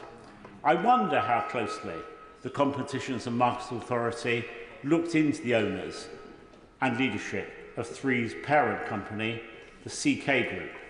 I wonder if that group, and perhaps the Minister can inform us tonight, has ties with the Chinese state. This merger mustn't become yet another corporate bonanza for shareholders at the expense of our national interest and the common good. Mr. Speaker, I sought this debate in particular following a meeting with a constituent of mine who was previous a Vodafone franchisee, along with others from across the country who I met. And I want to say to you, Madam Deputy Speaker, I am mindful of a legal case in which those franchisees of Vodafone are involved, and I have taken advice and amended my speech heavily as a result of that advice from the Table Office. But I do think it's important to set some of the context in the broad terms that I've described, that relates to the behaviour of large companies that adopt the franchise model. I give way to the honourable gentleman. I thank the honourable member for giving way, and I congratulate him on securing this debate. Madam Deputy Speaker, can I refer to my register of interest, in particular trade union membership? I wonder if he shares my view that the merger between Vodafone and Three will have real consequences in terms of pricing for customers, but also job losses here in Britain. Well, that is certainly the risk, and I think mergers more generally need to be looked at closely. It's why we have the Competition and Markets Authority, and why these things are indeed considered in the terms I described. More recently, of course, as my right honourable friend from New Forest will know, as a former member of the ISC, which I remain a member of, government introduced other legislation in respect of security and large businesses and mergers and all of similar related matters, because it's important to gauge the national interest in all kinds of ways when one considers business activity. But I'll say no more about that because it will be digressing from my main theme, although I can see an eagerness to intervene. I give way to my neighbour. I'm most grateful to the right honourable gentleman for giving way, indeed, and he makes a powerful case about the differences between small businesses, entrepreneurs, franchisees and the big corporates. Does he accept my concern that franchisees suffer the risk of essentially corporate bullying from the mega companies, the likes potentially of Vodafone, and they don't have any form of regulatory umbrella comfort, and that entities like the British Franchise Association may sound effective, but are actually toothless in the face of such corporate bullying? As ever, because I've worked closely on this subject with the right honourable gentleman, he and I are on the same page. He's absolutely right that franchising can be used as a method to exaggerate the power of the business at the heart of the franchise and to weaken the position of franchisees. And my assertion is that is common and is particular in the case of Vodafone. Can I just... I've got two more. I'm going to take the honourable gentleman and then I'll be brief. To my right in the front. I thank the right honourable gentleman for giving way, and I congratulate him for securing this very important adjournment debate. Like him, I've met Vodafone franchisees, both in my constituency, particularly the Chesley Street franchise holder, former franchise holder, who I met again today. I'm grateful to him for setting out the legal advice that he's received about the ongoing case. So I will be careful about what I say, other than to say I think there are major corporates that treat their franchisees very badly, that sign them up on one set of terms, one rate card, and then change the goalposts. And then when people dissent and complain about that, they find their franchises withdrawn and they lose their investment when they have put a great deal into that corporate giant. And I think that this is a matter that in the near future, is going to require some ministerial attention. But I thank the right honourable gentleman very much for bringing this to the House's attention. Wait for my right honourable friend. I don't mean to detain you very long, but I actually very much supported the union's position on this. I thought this was wrong at the time. And when you look at an organisation like CK, without straying into the issues of the bids, this organisation from China has links now and control over UK power networks, Northumbrian Water, Wales and West Utilities, Evershot Rail. It's intriguing, the network that they have, but hugely around the power networks and the communications networks. All of those are now falling into the hands of conglomerates that have nothing to do with the UK, but government from a different country. And this is the big problem that we face. It's not that you don't like big businesses, but it's just that so often now these big businesses operate from outside of our legal empowerment. I'm grateful to my honourable friend who takes a great interest in these matters, and it's precisely why I posed the earlier question to the Minister about how closely he and others had looked at that merger. I say no more than that about it. but it does seem to me to be a legitimate question to ask. Were those things considered in this particular case, and how are they generally considered? For if my right honourable friend is right, that there are threats that result from this, under existing legislation and regulation, it's perfectly possible for government to become involved in these kind of commercial affairs. I will give way once more and then make a little more progress. Madam Speaker, can I put on record that I omitted the use of right honourable in my earlier intervention, so can I correct that? But also the right honourable gentleman for Chingford made a very important point in terms of bigger businesses operating outside of the UK, perhaps in some cases abusing their position. Can I also, on a lighter note, encourage him to join a trade union? I'd be happy to supply him with a membership form. Well, I'm again grateful to the honourable gentleman. It seems to me there is a mood across the House tonight that more must be done. And this minister, an experienced member of this House, will have gathered that mood could easily, from this small beginnings, become a crescendo, which might endanger the very safety of his office and the government as a whole. So let's hope this is the beginning of a journey, both for the government and the minister, towards a regime that counters the very things that have been described by members from across the House. Now, I will, because I'm a long-standing friend of the right honourable gentleman, I will certainly give way to him, and then I must make progress. Thank you, Madam Deputy Speaker. I'm very grateful to him. The right honourable gentleman is doing the House a favour in his work tonight. I should first declare an interest in that I have a close relative who works for the CMA, and I don't wish to comment on competition and mergers, more to ask him perhaps to work with me to support the government's work. I believe ministers are shortly to do some further work to offer greater support to small businesses, both in terms of opening up government procurement, but other matters as well. And I certainly, in my own constituency, like him, am a very keen supporter of small business, and my own small business competition has provided a great deal of recognition for businesses, whether they're repairing small musical instruments through to local florists, to people providing other services, and indeed many other forms of small business. So I do want to commend the broad thrust of his work tonight, although I don't want to comment on the CMA. Thank you. I'm very grateful for the honourable gentleman's support. Now, during the pandemic, Madam Speaker, the UK government introduced a business rates relief package, which allowed businesses with commercial leases to claim relief on their business rates. That was designed to help firms with physical stores compensate for lost footfall during lockdowns, and it was an essential lifeline to those smaller businesses.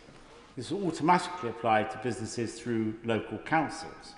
From the 11th of March 2020 to June 21, the relief was at 100%, with no cash cap, and ratepayers with more than one property were entitled to relief for each eligible property.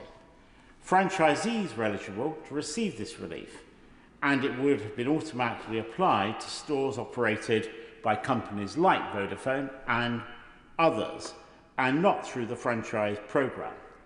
It's worth noting that some corporations that benefit from that scheme, such as Tesco, although I hold no candle for Tesco generally, by the way, have since returned the money to the government. Now, the question is whether Vodafone, how Vodafone used that money. Did it achieve its original purpose? And I'd be interested in the Minister's answer to that question. Or was it redirected in some way that was out of tune with the government's intention and the proper purpose? It's worth noting, as I say, that this wasn't only available to Vodafone, but to all those organisations that had franchises. And I wonder how other organisations handled this matter and how that compares with the circumstances surrounding Vodafone. The important thing to recall, to remember, to consider as we debate these matters, the franchisees are small business owners with families. It was important to them. Business rate relief was therefore of huge significance and made a meaningful difference to people, as was intended by the Right Honourable Member for Richmond Northallerton, who was Chancellor at the time. The government's stated purpose for the COVID-19 business rate relief was to assist small businesses to carry on trading at a financially difficult time where profits in bricks and mortar was much reduced. The question is, was that the reality?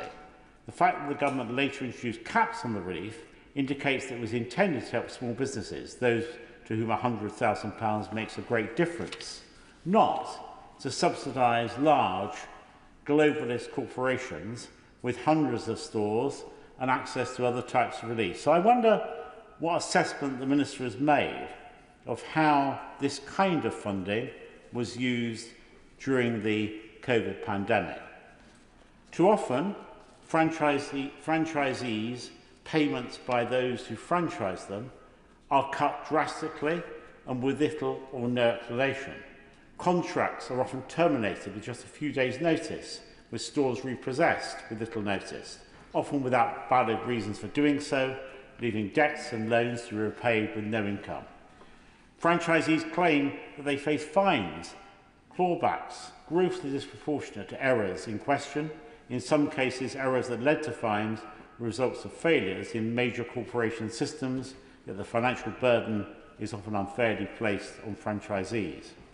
And communications raising serious concerns, though made, are often unanswered, and pressing issues ignored for long periods of time, leaving franchisees without support or resolution to their problems. Moreover, it's emerged that in the case of Vodafone, whistleblowers have warned of a series of senior Vodafone executives that scores of its franchise store owners face financial ruin. So I'd like to ask the Minister what steps the government is taking to regulate corporate businesses' relationship with their franchisees. We're not speaking, as I said, of powerful businesses with deep legal departments and balance sheets to absorb losses. Ordinary people, mothers, fathers, sons, daughters, who saw an opportunity when they became a franchisee to build a meaningful business of their own under the banner of a global household name, to make a difference to their family, but also to their community, to the towns in which they're situated. People with their savings, their homes, and their reputations on the line, because they believe that a franchise agreement with a company like Vodafone, but there are others too, would be safe and secure. As I said, the Competition and Markets Authority last month confirmed the merger of Vodafone and Three. So can the Minister confirm the matter of the problems with franchisees were discussed ahead of that merger being approved? Indeed, more broadly, can such a merger really be said to benefit the British public, given its forecast to cost 1,600 UK jobs? And evidence from overseas shows that countries with fewer mobile phone operators tend to charge higher prices to consumers. Can the Minister confirm what steps the government is taking to investigate allocations of inappropriate use of government relief using during the COVID pandemic? Specifically, in relation to businesses and franchisees, will the Minister confirm that all allegations of misappropriation of government relief schemes intended for franchisees should be investigated as part of the inquiry into COVID by the COVID Commissioner? For those franchisees facing financial distress, will the Minister urge banks to show leniency and support? And will he commit to looking afresh at the lack of enforceable regulations governing franchisor conduct? A key lesson, Madam Deputy Speaker, from the Post Office scandal is we must not allow the sophisticated power of a corporate body or the impression created by an impressive balance sheet to persuade us to ignore the voices of less powerful individuals who speak out. Many franchisees have given up stable jobs. Some have taken out personal loans. Some remortgaged their homes. Yet they train staff, open stores, serve customers, and they're told by the big business that they're partners. But when the going gets rough, when the Commission cuts come with little warning, when franchisees' performance plummets due to decisions beyond their control, and when stores are repossessed without adequate notice, they're left out on their own, high and dry. No lifeline, no dialogue, just silence for the corporations they once trusted. I can't believe that this minister doesn't feel as I do about corporate malpractice, about greedy, soulless, heartless firms who act irresponsibly and hide behind the high wall of their substance. Government has a duty not only to promote entrepreneurship and business, but to protect entrepreneurs and ensure businesses do not take an unfair advantage of their staff.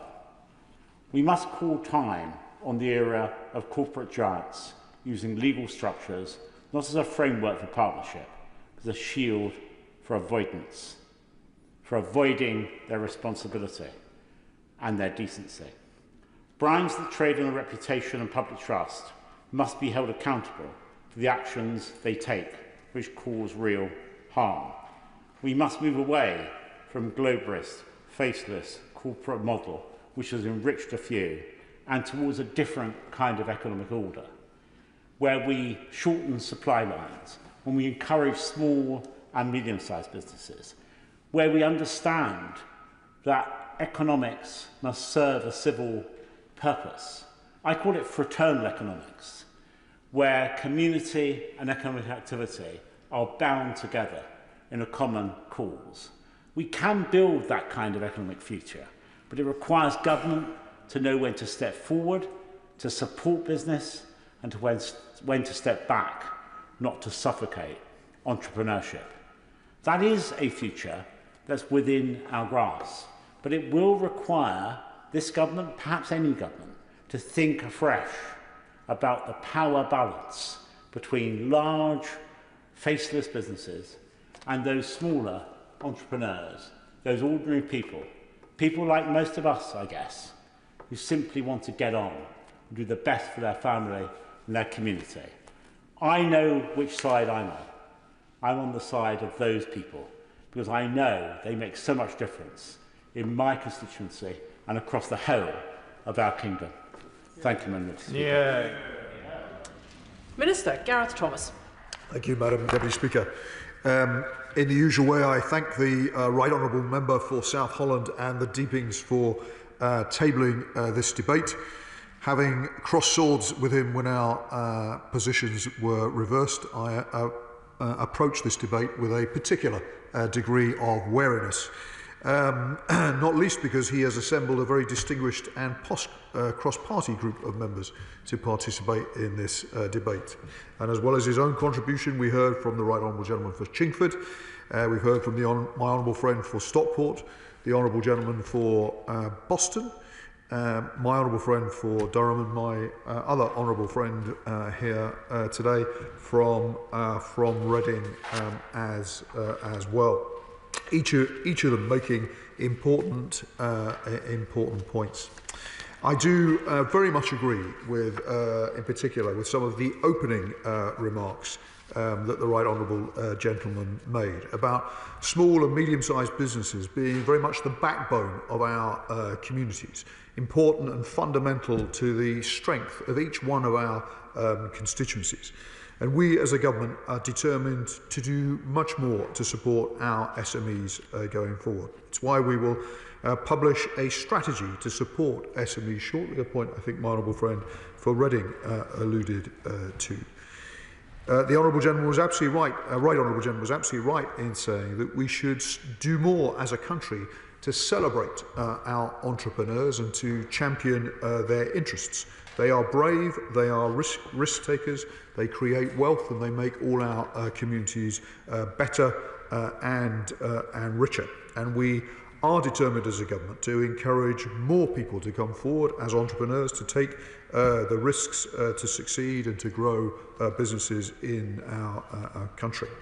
It's why we have already taken a number of measures to support SMEs, establishing a business growth service inspired by the US Small Business Administration.